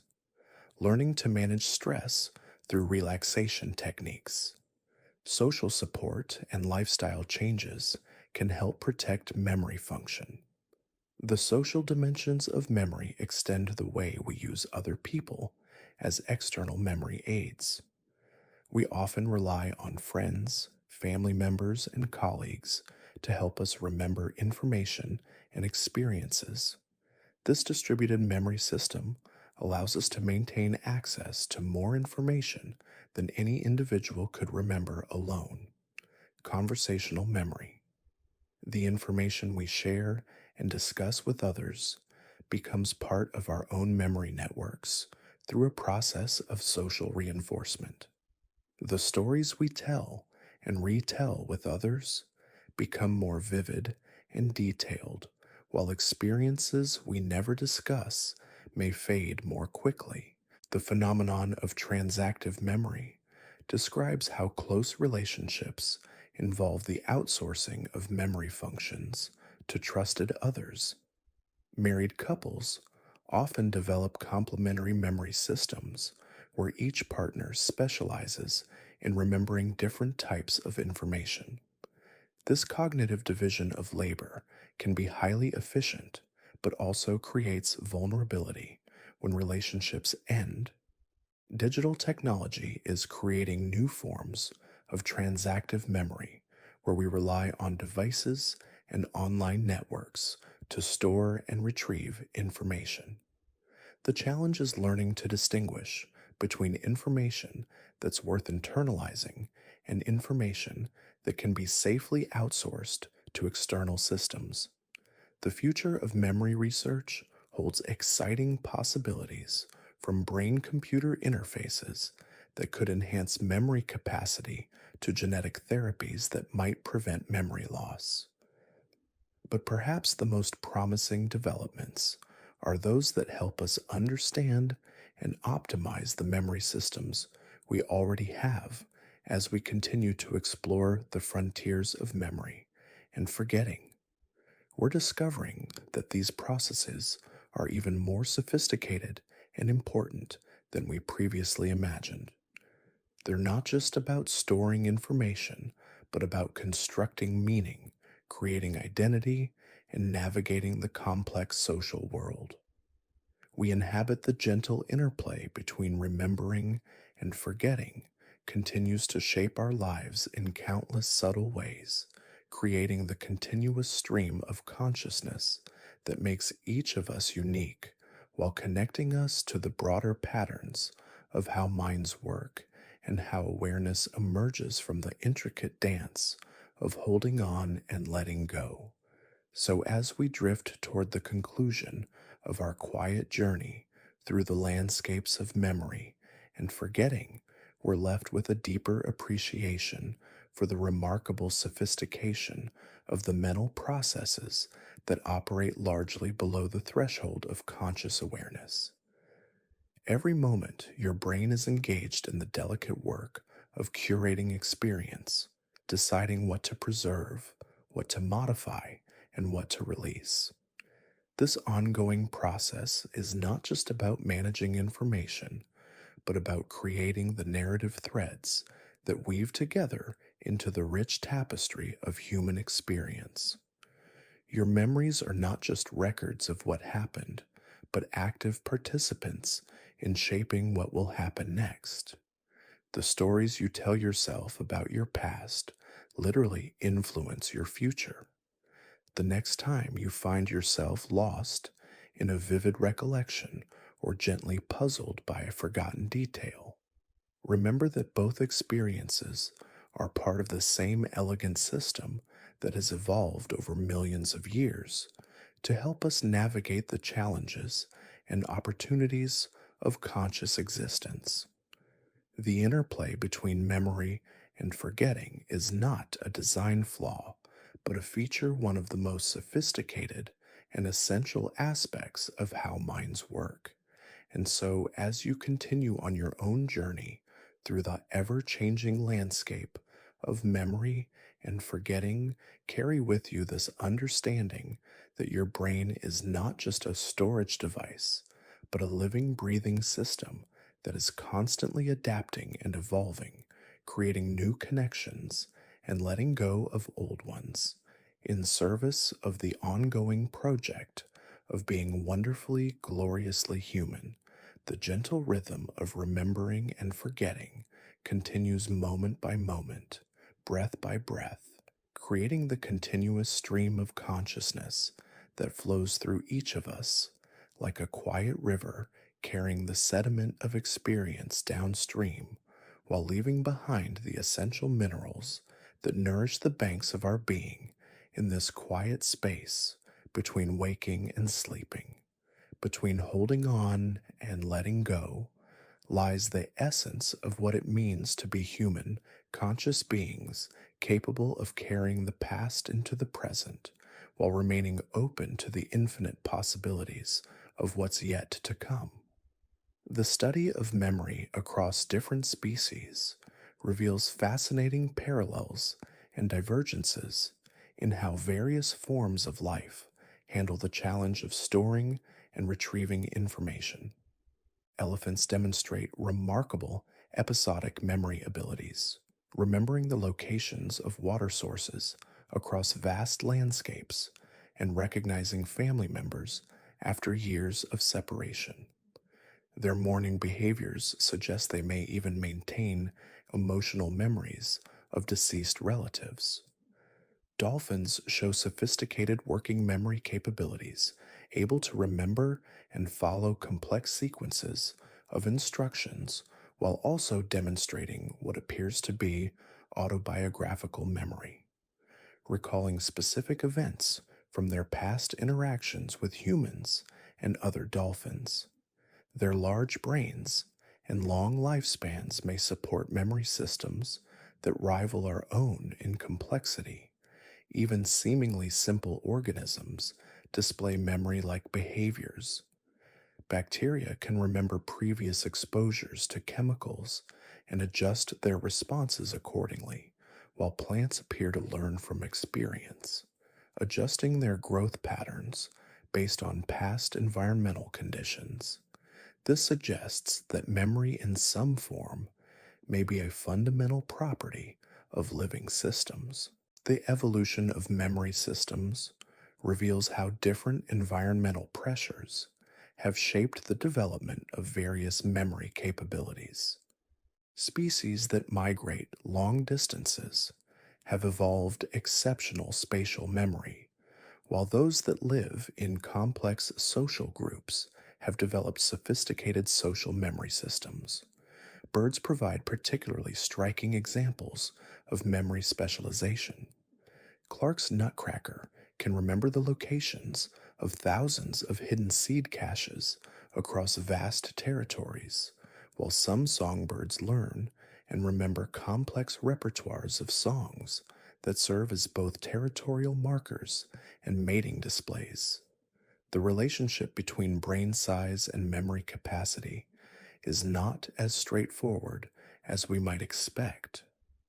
Some small brained animals demonstrate remarkable memory abilities that seem disproportionate to their neural hardware, suggesting that memory efficiency may be more important than raw storage capacity.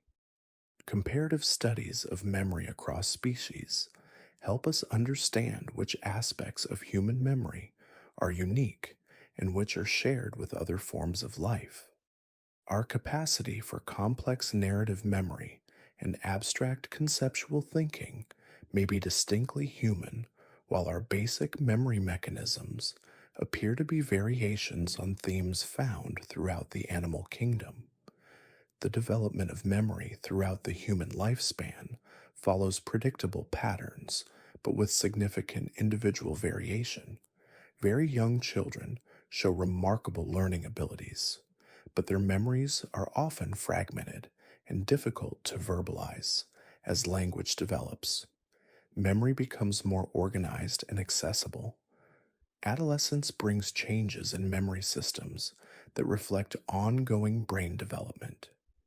Teenagers may show enhanced memory for emotionally significant events while struggling with more mundane memory tasks.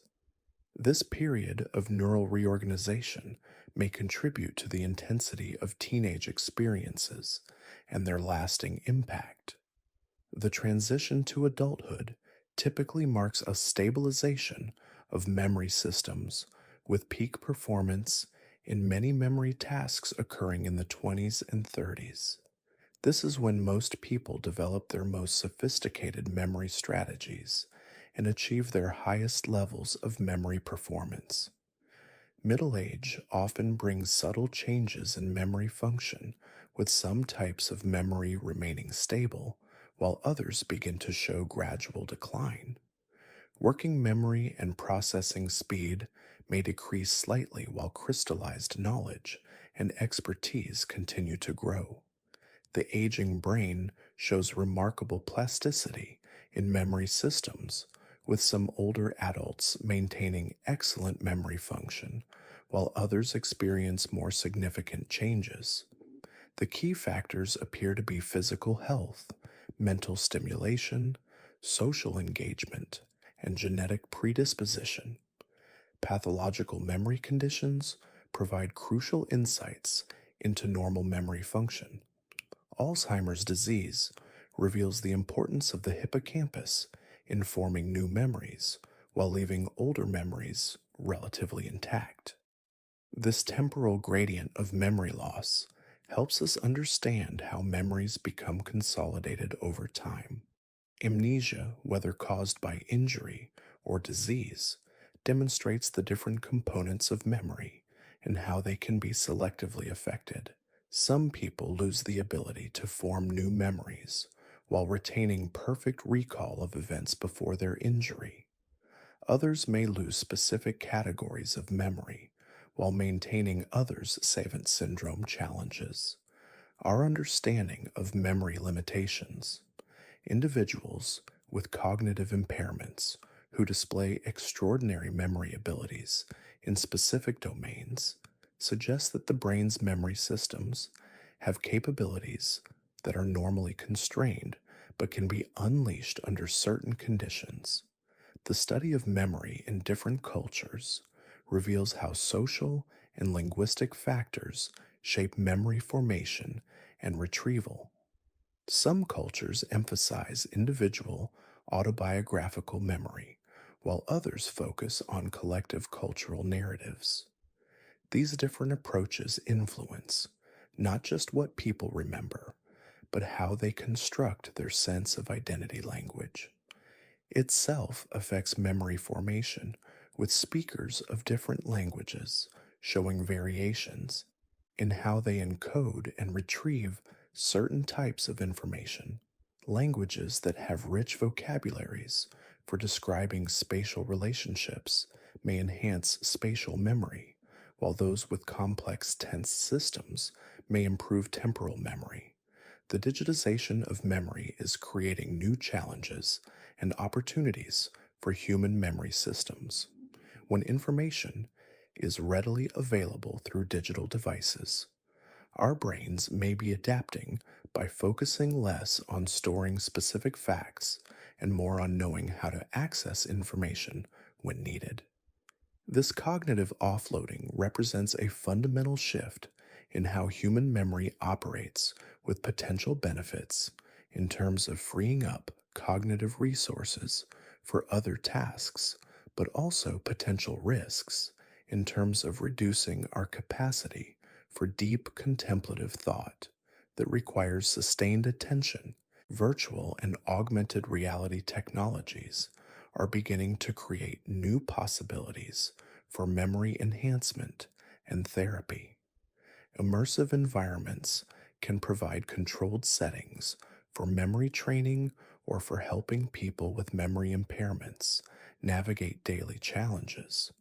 Brain computer interfaces represent the frontier of memory enhancement technology, with researchers exploring ways to directly interface with memory systems to restore function in people with memory impairments or potentially to enhance memory capacity in healthy individuals. The ethical implications of memory enhancement technologies raise important questions about identity, authenticity, and fairness. If we can artificially enhance memory capacity or selectively modify memories, what does this mean for our understanding of human nature and personal responsibility?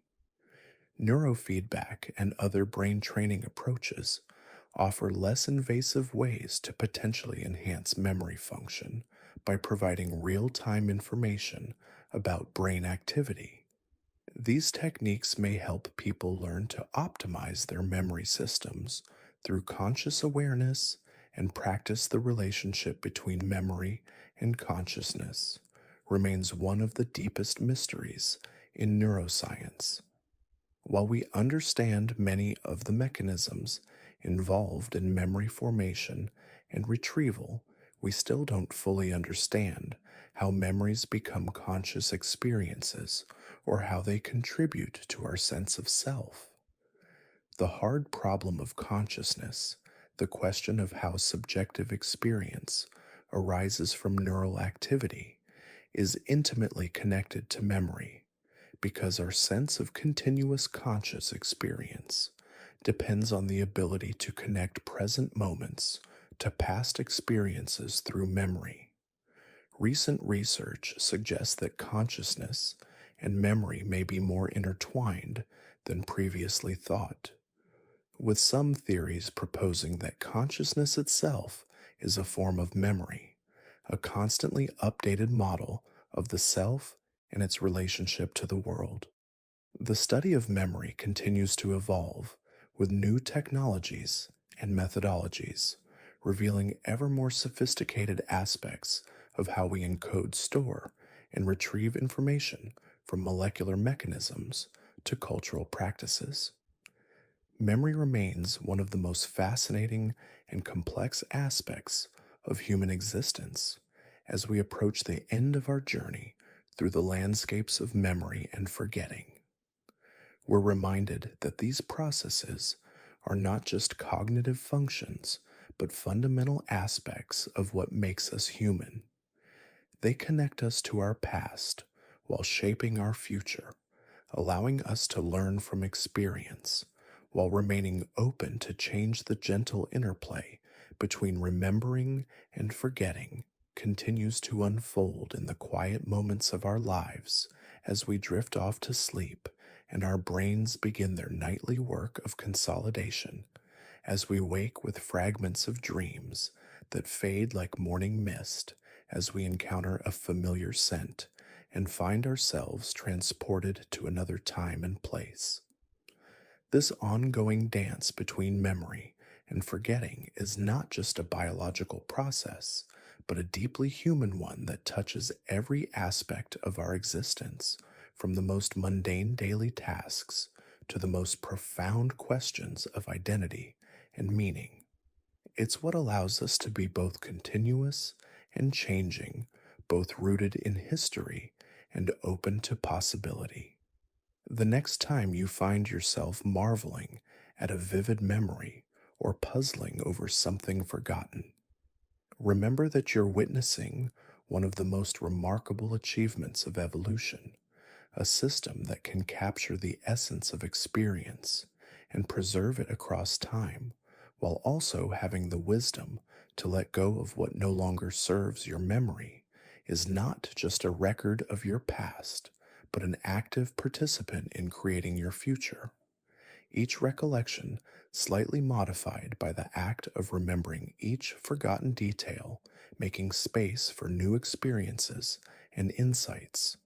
The story of your life is being written and rewritten moment by moment in the quiet theater of your mind. And so, as you settle into whatever peaceful corner of the world you occupy tonight, know that your brain is preparing for its essential work of memory consolidation, sorting through the day's experiences, and deciding what to weave into the ongoing tapestry of your identity. The gentle rhythm of remembering and forgetting continues its ancient dance, creating the continuous stream of consciousness that flows through each of us like a quiet river carrying the sediment of experience while leaving behind the essential minerals that nourish the banks of our being. In this space between waking and sleeping, between holding on and letting go, lies the essence of human experience, the remarkable ability to be both present and connected to the past, both individual and part of something larger, both remembering and forgetting in the service of growth and understanding.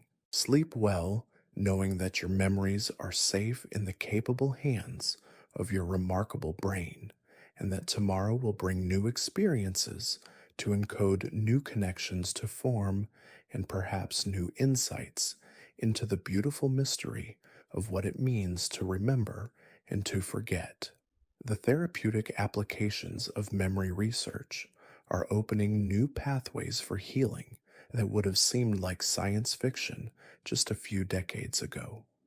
When we understand memory not as a fixed recording, but as a dynamic process that can be influenced and modified, we begin to see possibilities for addressing some of the most challenging aspects of human suffering.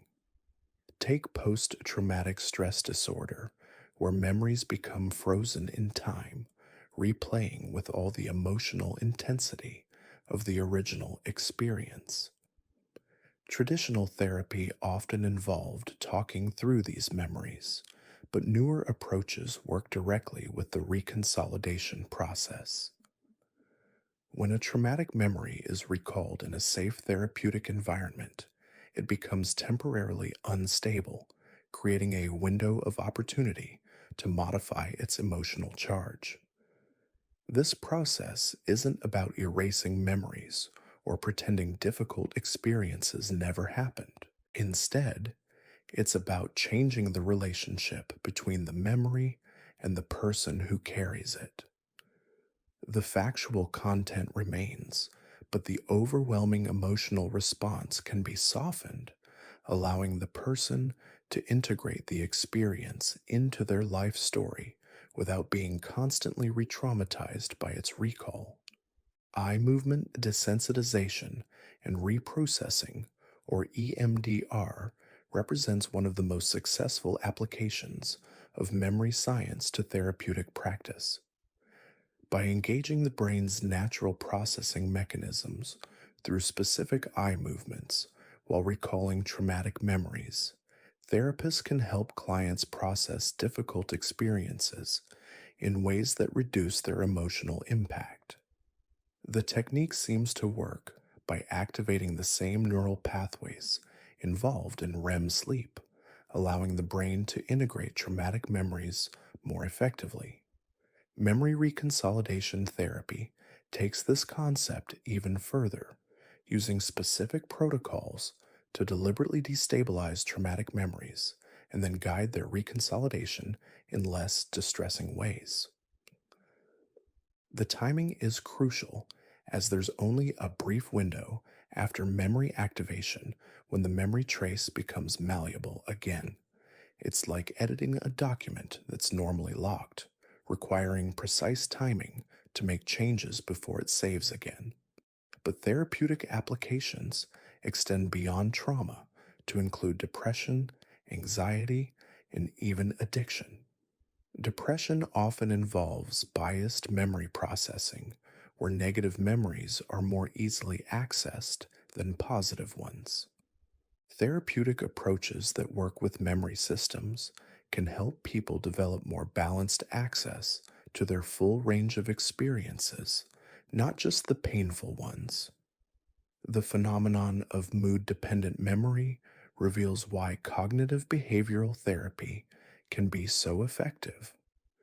When people learn to identify and challenge negative thought patterns, they're not just changing their thinking in the moment, they're actually modifying how memories are encoded and retrieved. Over time, this can lead to lasting changes in how past experiences are remembered and integrated.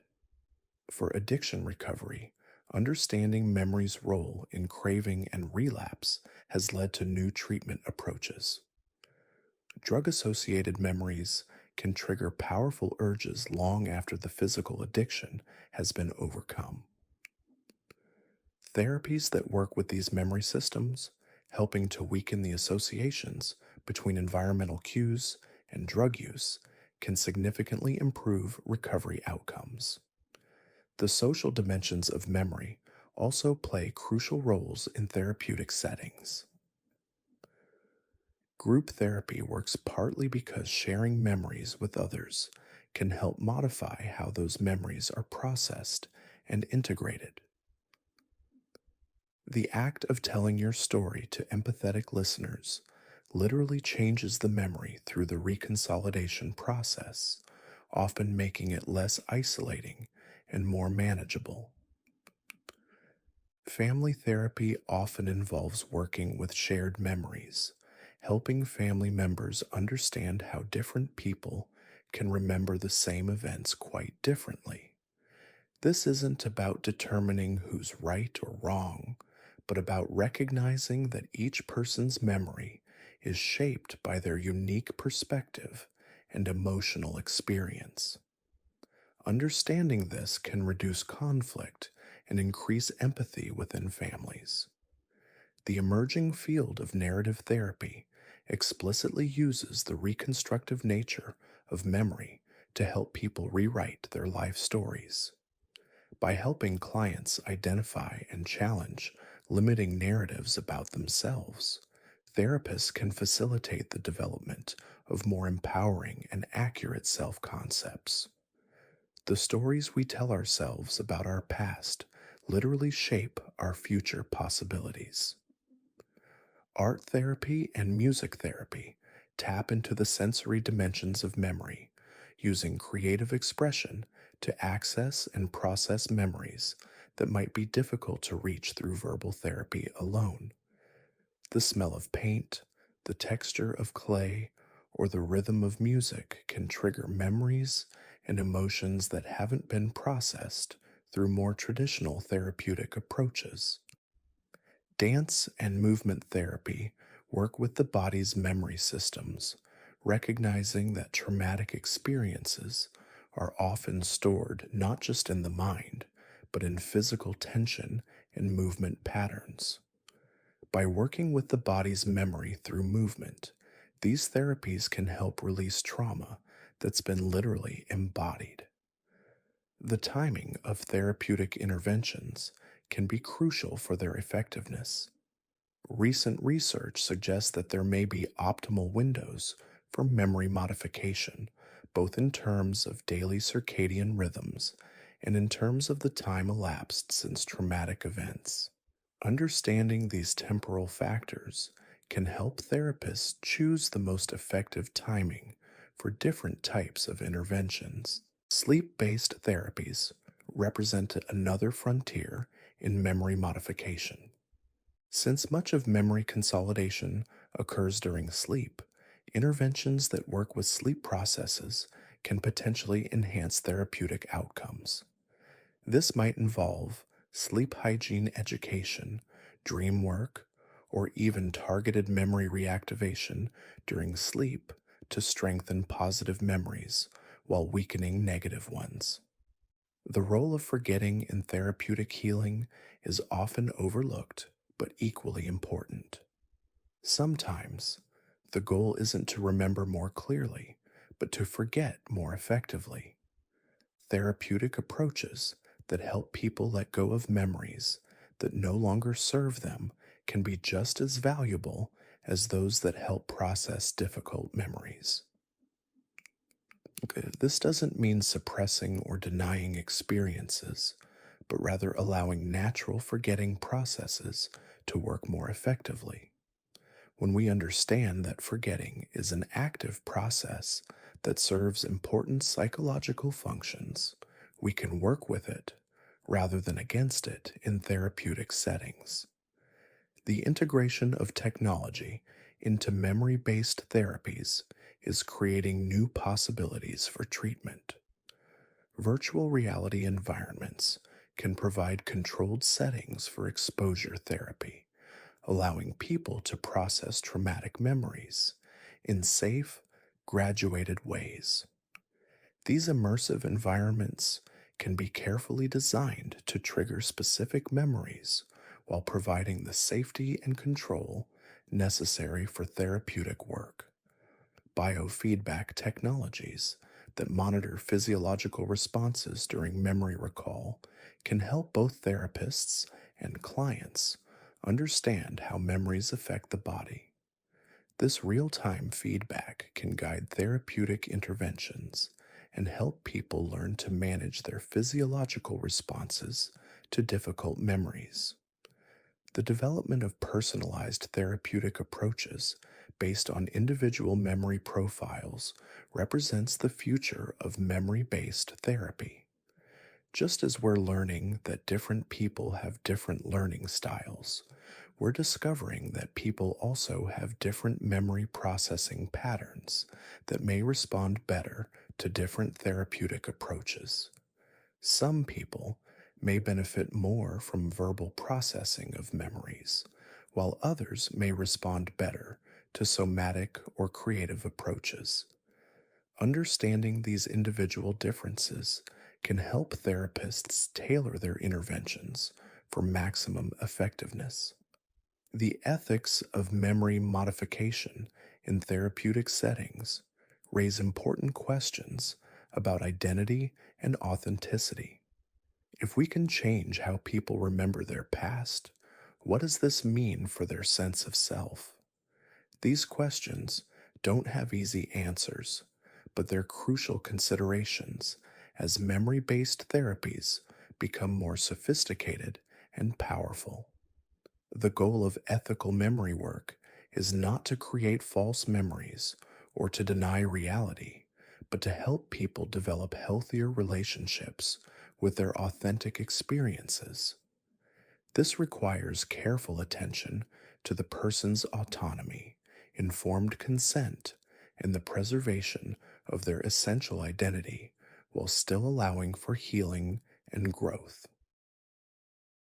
Training for therapists working with memory systems requires a deep understanding of both the science and the art of memory work. It's not enough to understand the mechanisms of memory formation and modification.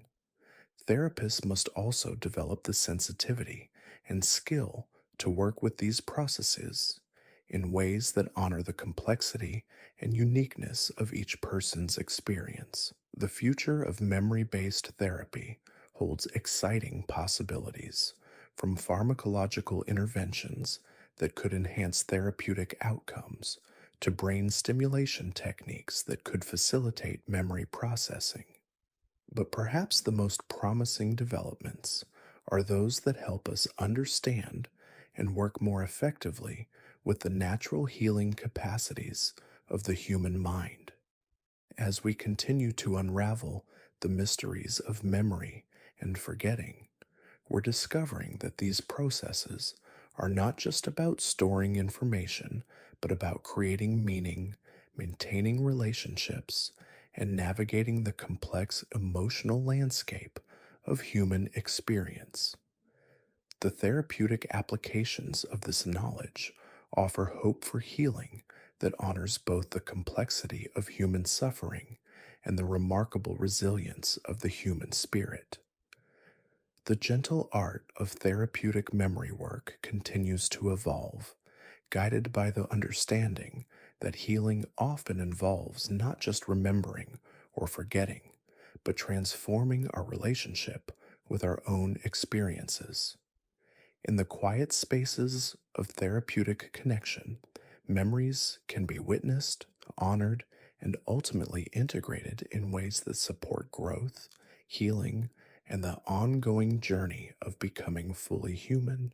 The intersection of memory research and education is revolutionizing how we think about learning, revealing that effective teaching isn't just about presenting information, but about understanding how the brain naturally processes and retains knowledge.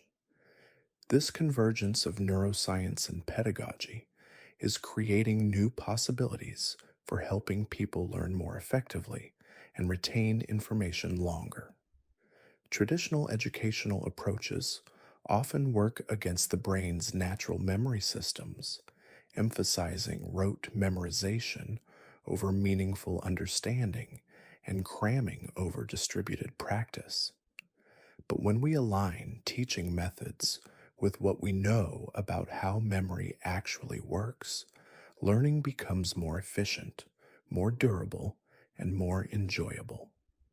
The spacing effect, that fundamental principle of memory consolidation, has profound implications for how we structure learning experiences. Instead of intensive workshops or crash courses, optimal learning involves distributing practice over time, allowing the brain's natural consolidation processes to strengthen memory traces between sessions. This might mean spreading a semester's worth of material over a full year, or breaking complex skills into smaller components that are practiced regularly rather than intensively. Retrieval practice, the act of actively recalling information rather than simply reviewing it, represents another powerful application of memory science to education. Testing isn't just about assessment, it's actually one of the most effective ways to strengthen memory. When students are encouraged to quiz themselves regularly, they're not just checking their knowledge, they're actively building stronger, more durable memories. The elaborative rehearsal process, where new information is connected to existing knowledge, suggests that effective teaching involves helping students build rich networks of associations. This might mean starting lessons with what students already know, explicitly drawing connections between new concepts and familiar ones, or encouraging students to generate their own examples and applications. The role of emotion in memory formation has important implications for creating engaging learning environments. When students are emotionally engaged with material, whether through curiosity, excitement, or even appropriate challenge, they're more likely to remember what they learn. This doesn't mean making everything entertaining, but rather recognizing that emotional engagement is a powerful tool for memory formation. Storytelling emerges as a particularly powerful educational tool because it leverages the brain's natural narrative processing abilities. Complex information becomes more memorable when it's embedded in stories with characters, conflicts, and resolutions. This is why case studies work so well in professional education and why historical narratives are often more memorable than lists of dates and facts. The social dimensions of memory formation suggest that collaborative learning environments can enhance memory in ways that individual study cannot. When students discuss concepts with peers, explain ideas to others, or work together to solve problems, they're not just sharing information, they're participating in the kind of social memory formation that strengthens individual recall. The phenomenon of context dependent memory has practical implications for educational settings. Students who learn material in varied contexts are more likely to be able to access that information in different situations. This might mean teaching the same concept in multiple settings, using different examples, or encouraging students to apply their learning in various contexts. Sleep's role in memory consolidation suggests that educational schedules should be designed to optimize learning rather than just convenience.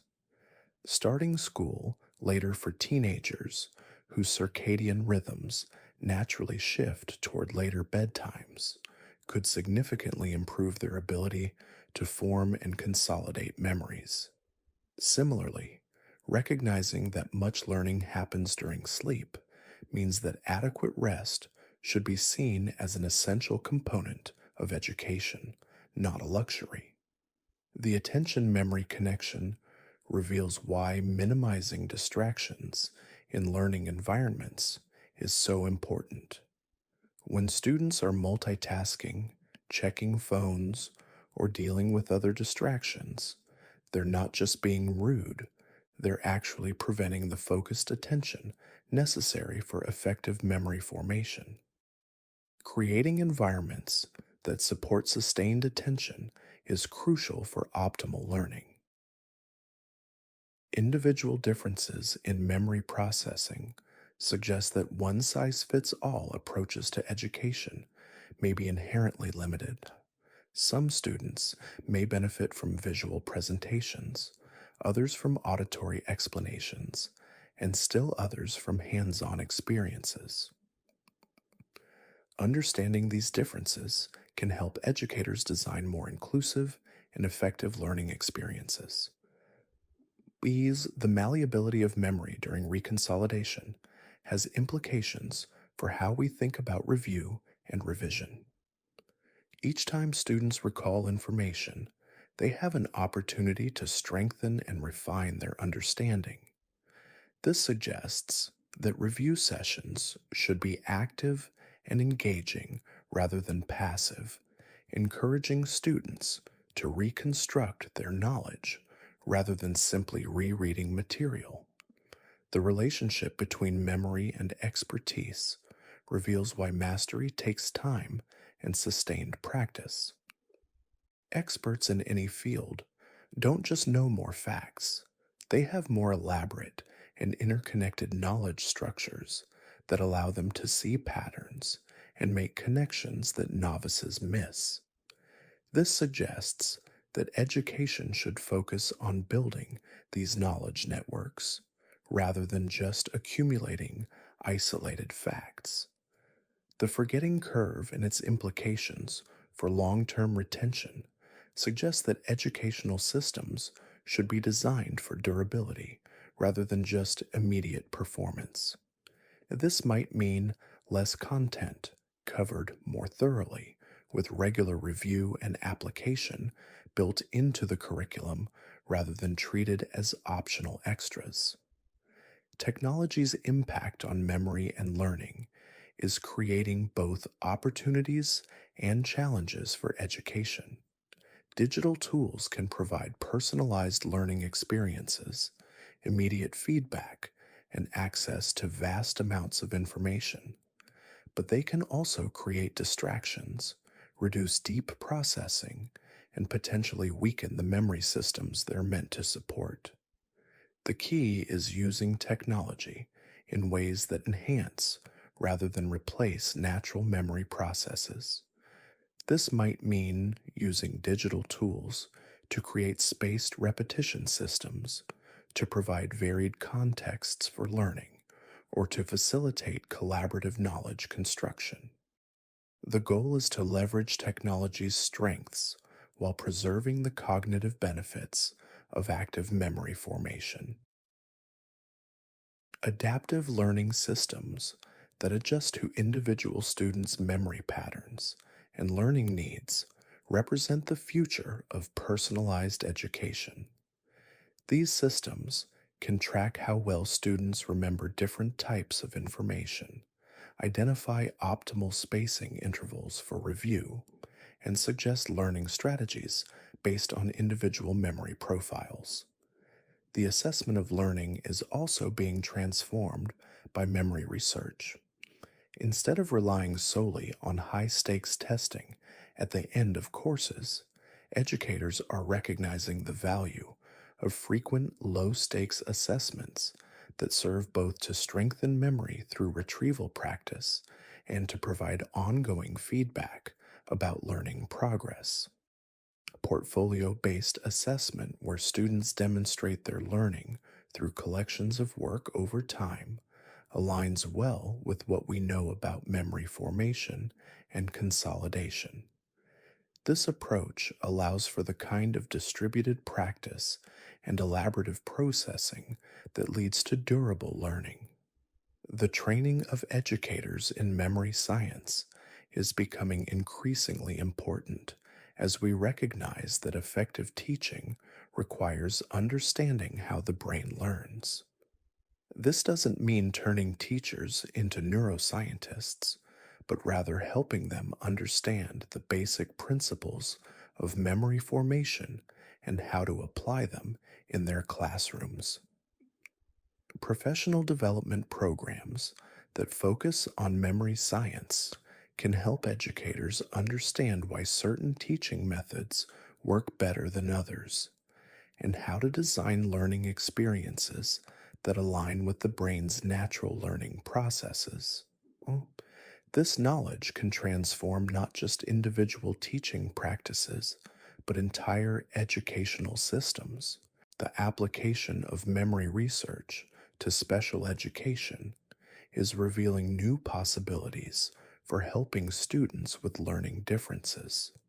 Understanding how different types of memory systems work can help educators design interventions that work with rather than against students' natural cognitive strengths. For students with attention difficulties, understanding the relationship between attention and memory formation can guide the development of learning strategies that minimize distractions and optimize focus. For students with memory impairments, knowing about different types of memory systems can help identify alternative pathways to learning.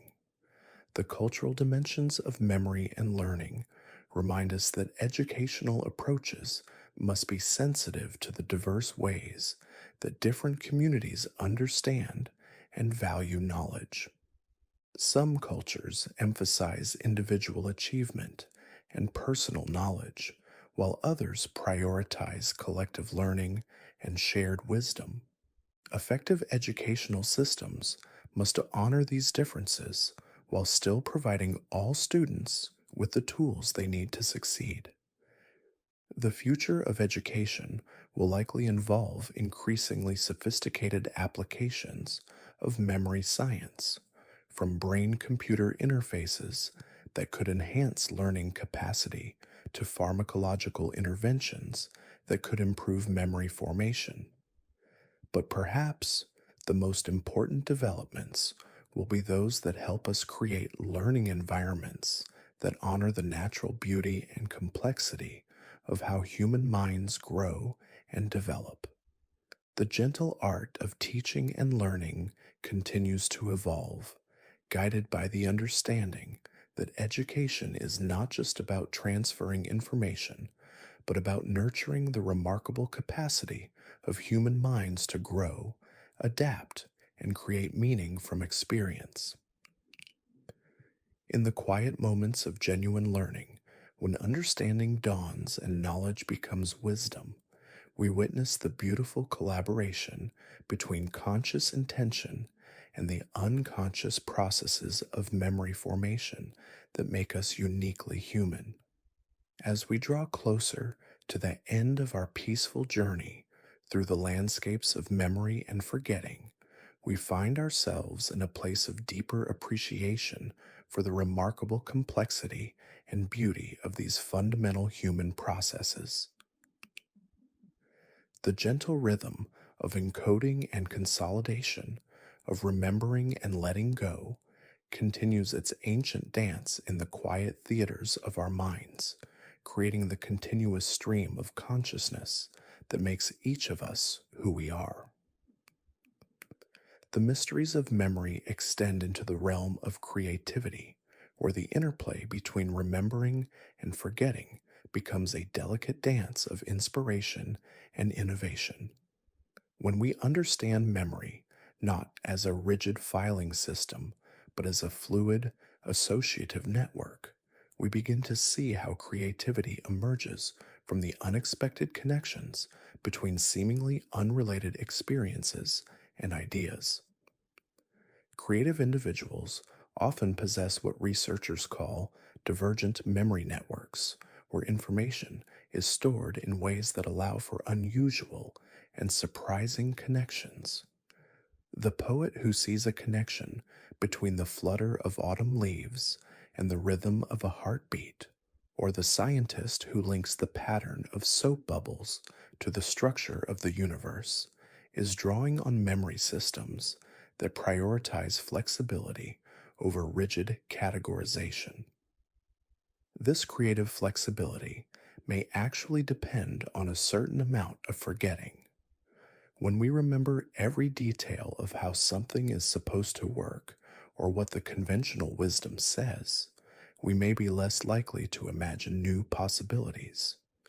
The gradual fading of specific constraints and conventional approaches can create space for novel solutions to emerge.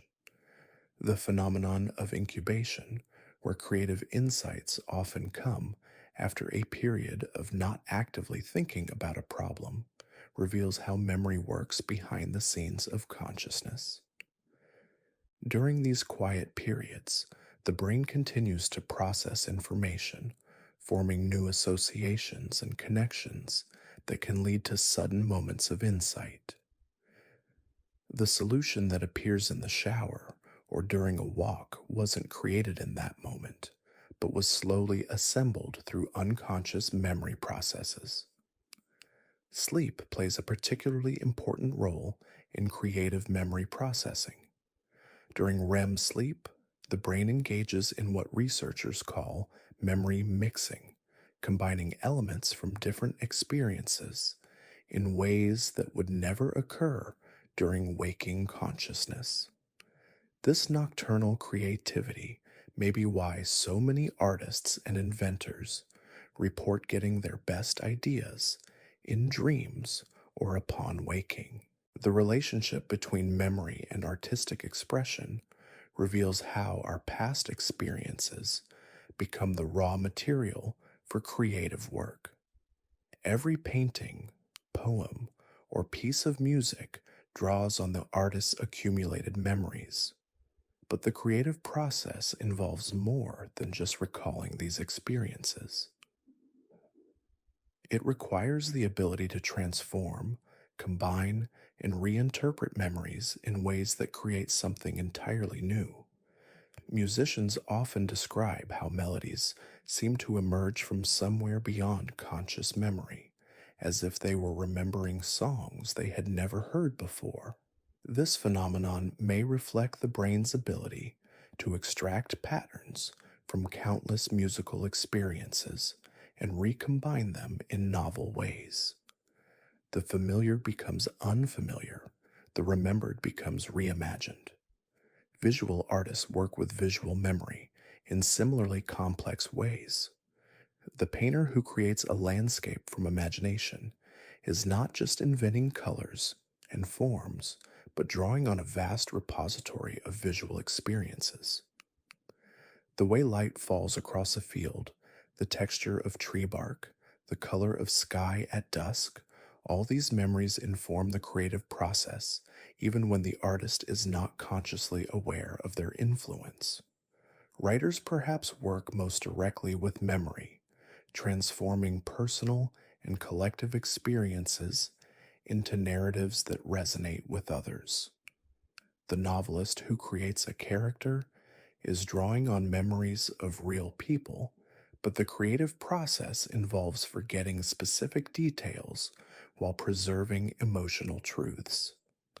The result is often more psychologically accurate than literal autobiography. The social dimensions of creative memory reveal how cultural traditions are both preserved and transformed through artistic expression. Folk songs change slightly with each performance, stories evolve with each telling, and artistic styles develop through generations of artists building on and departing from established traditions.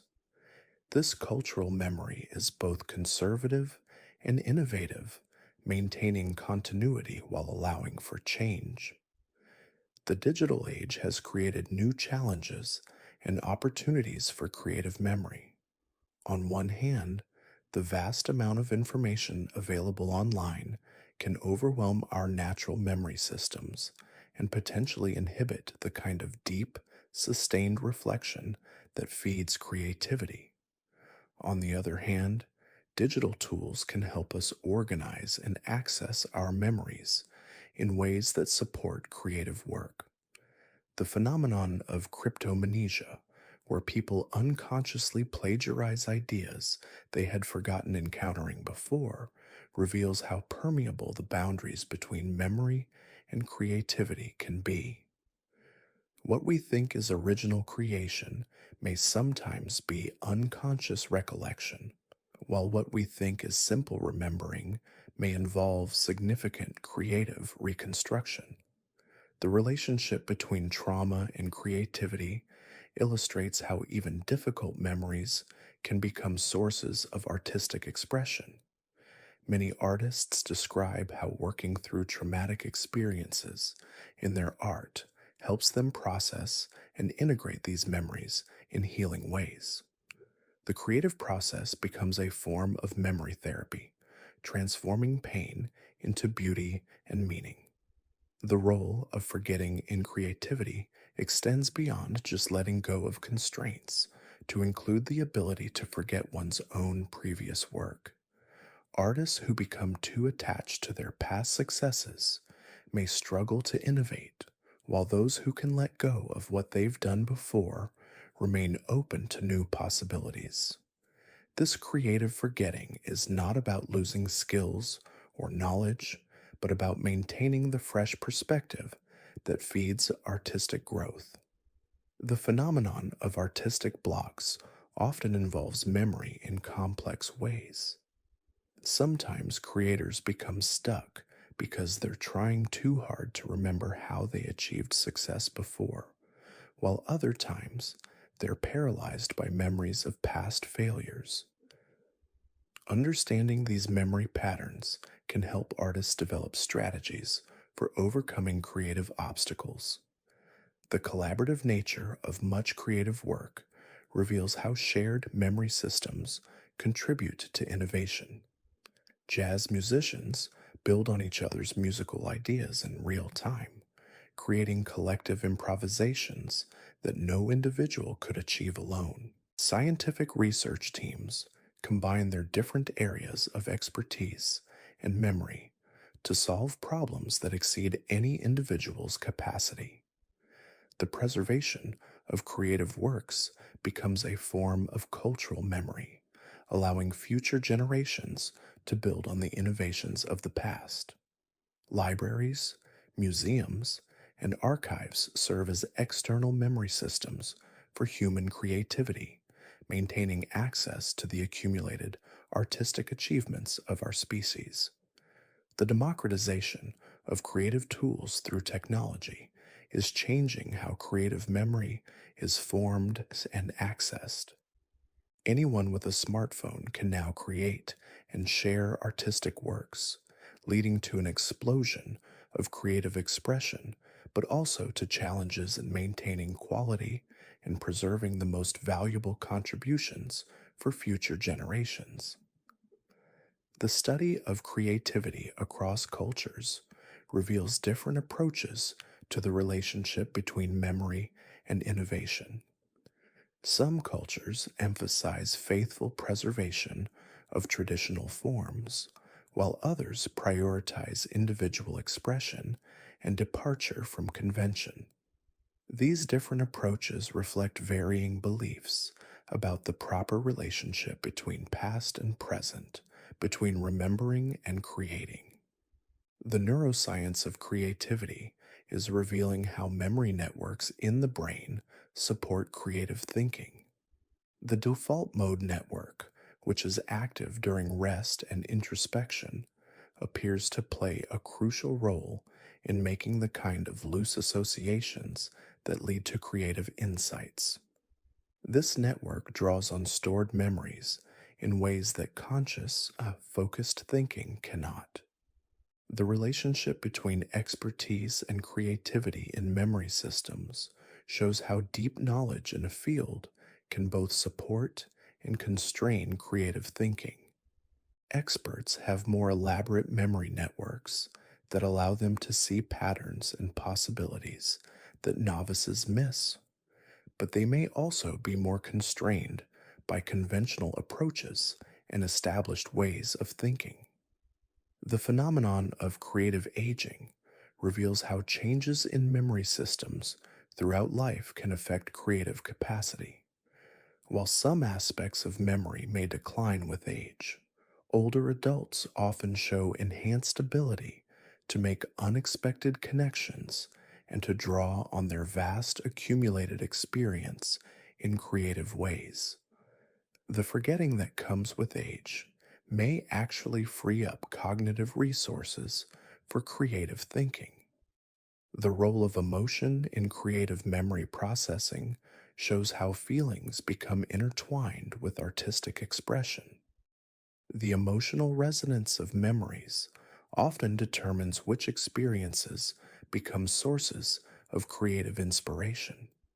Artists learn to cultivate emotional sensitivity, not just to enhance their art, but to enrich the memory systems that feed their creativity.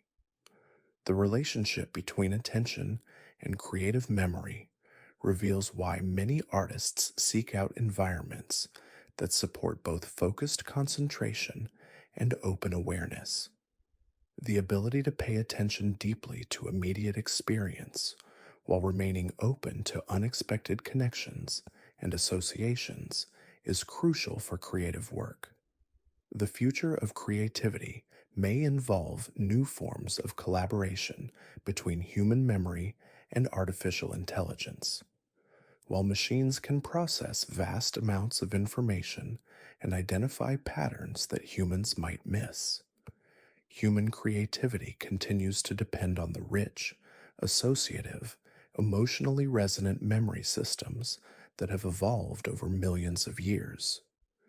The gentle art of creative memory work continues to evolve, guided by the understanding that creativity emerges from the dynamic interaction between remembering and forgetting, between conscious intention and unconscious processing, between individual experience and collective memory.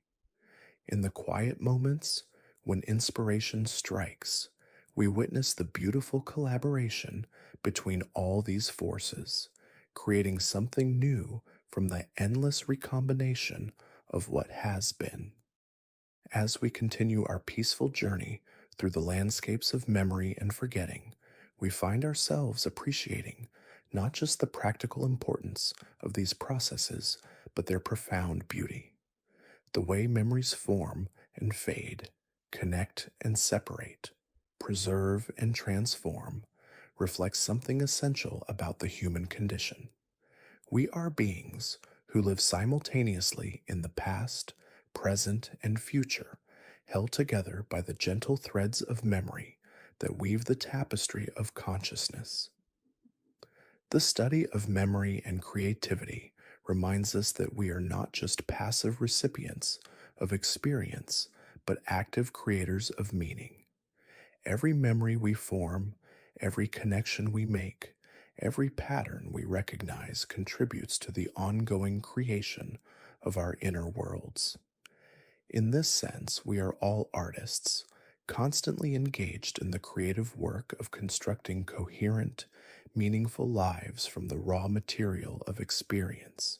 The next time you find yourself lost in creative reverie, or struggling to remember something important, or marveling at an unexpected connection between seemingly unrelated ideas, remember that you are participating in one of the most remarkable processes in the known universe.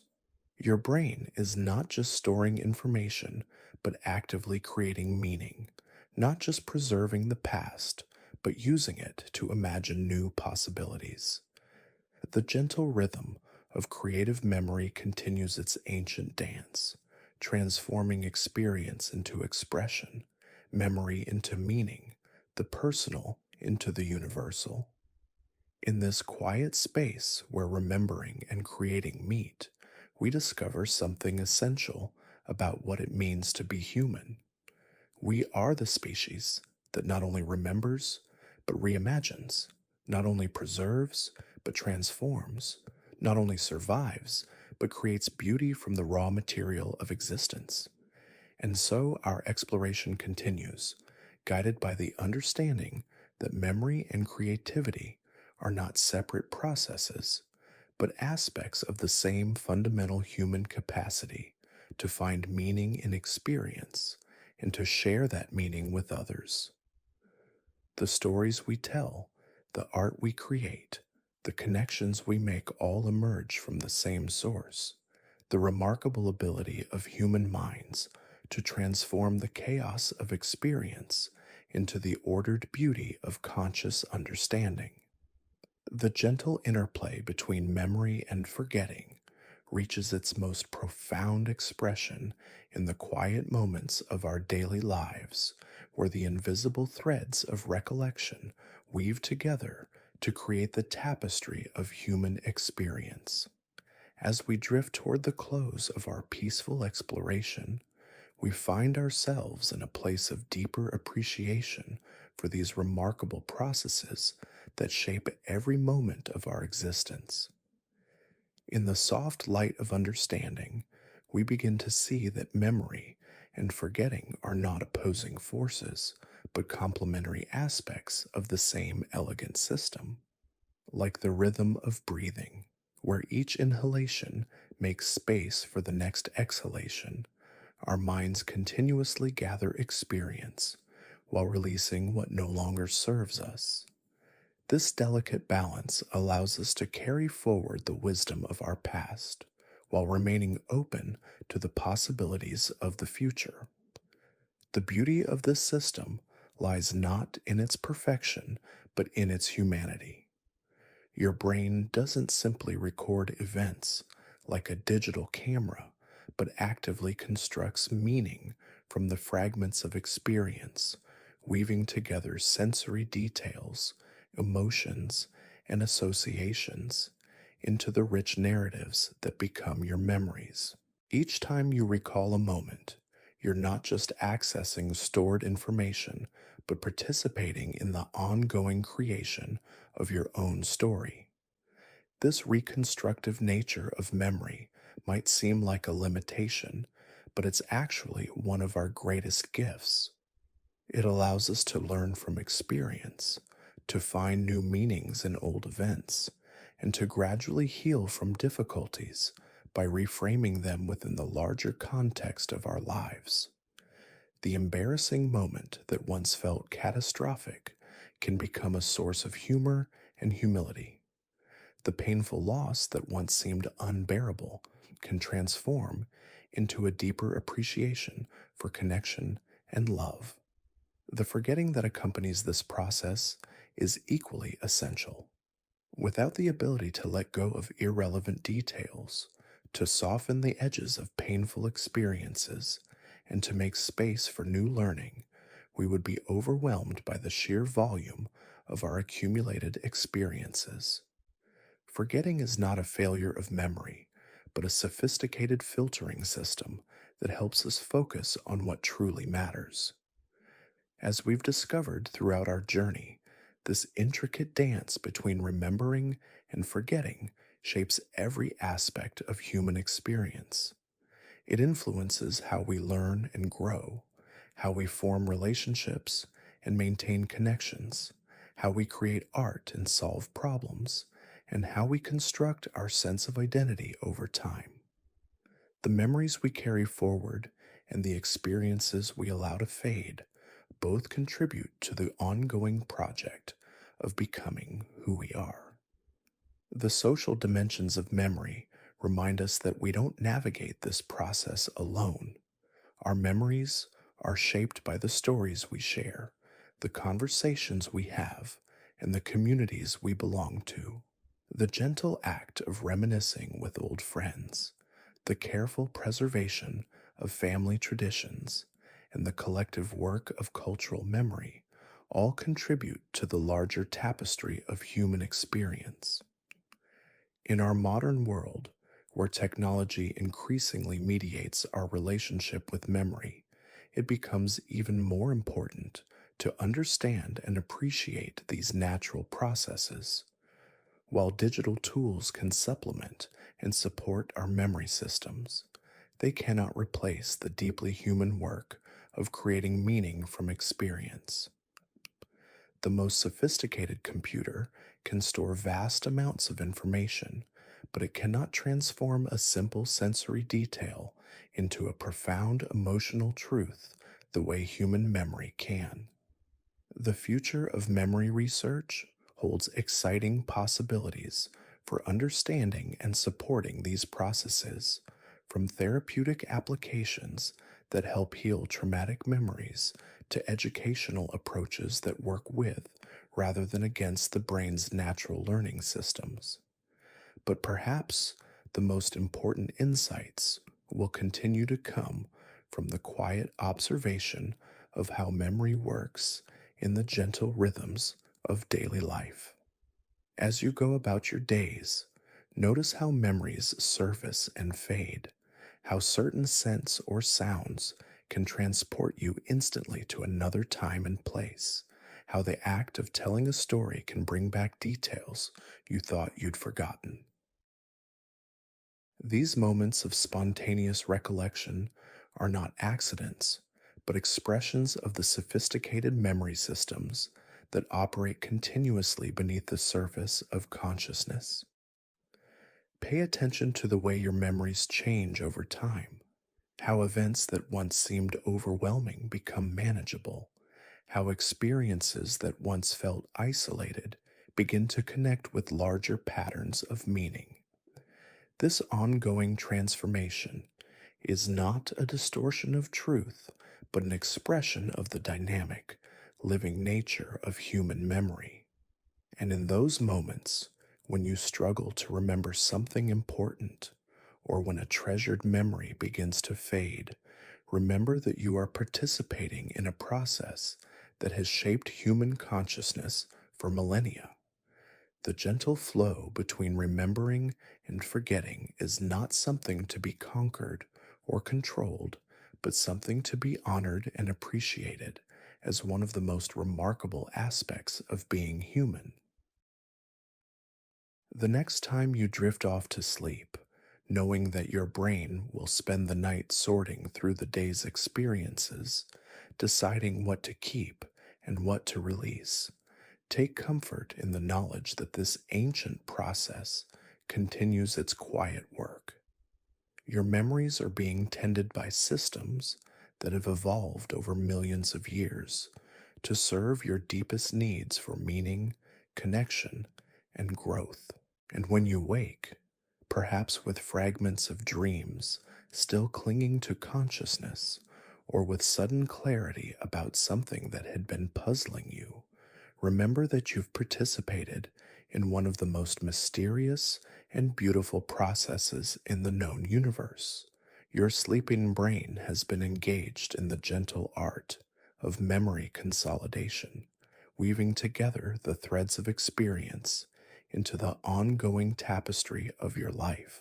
The story of memory and forgetting is ultimately the story of human consciousness itself, the remarkable capacity to be simultaneously rooted in the past and open to the future, to carry forward wisdom while remaining receptive to wonder.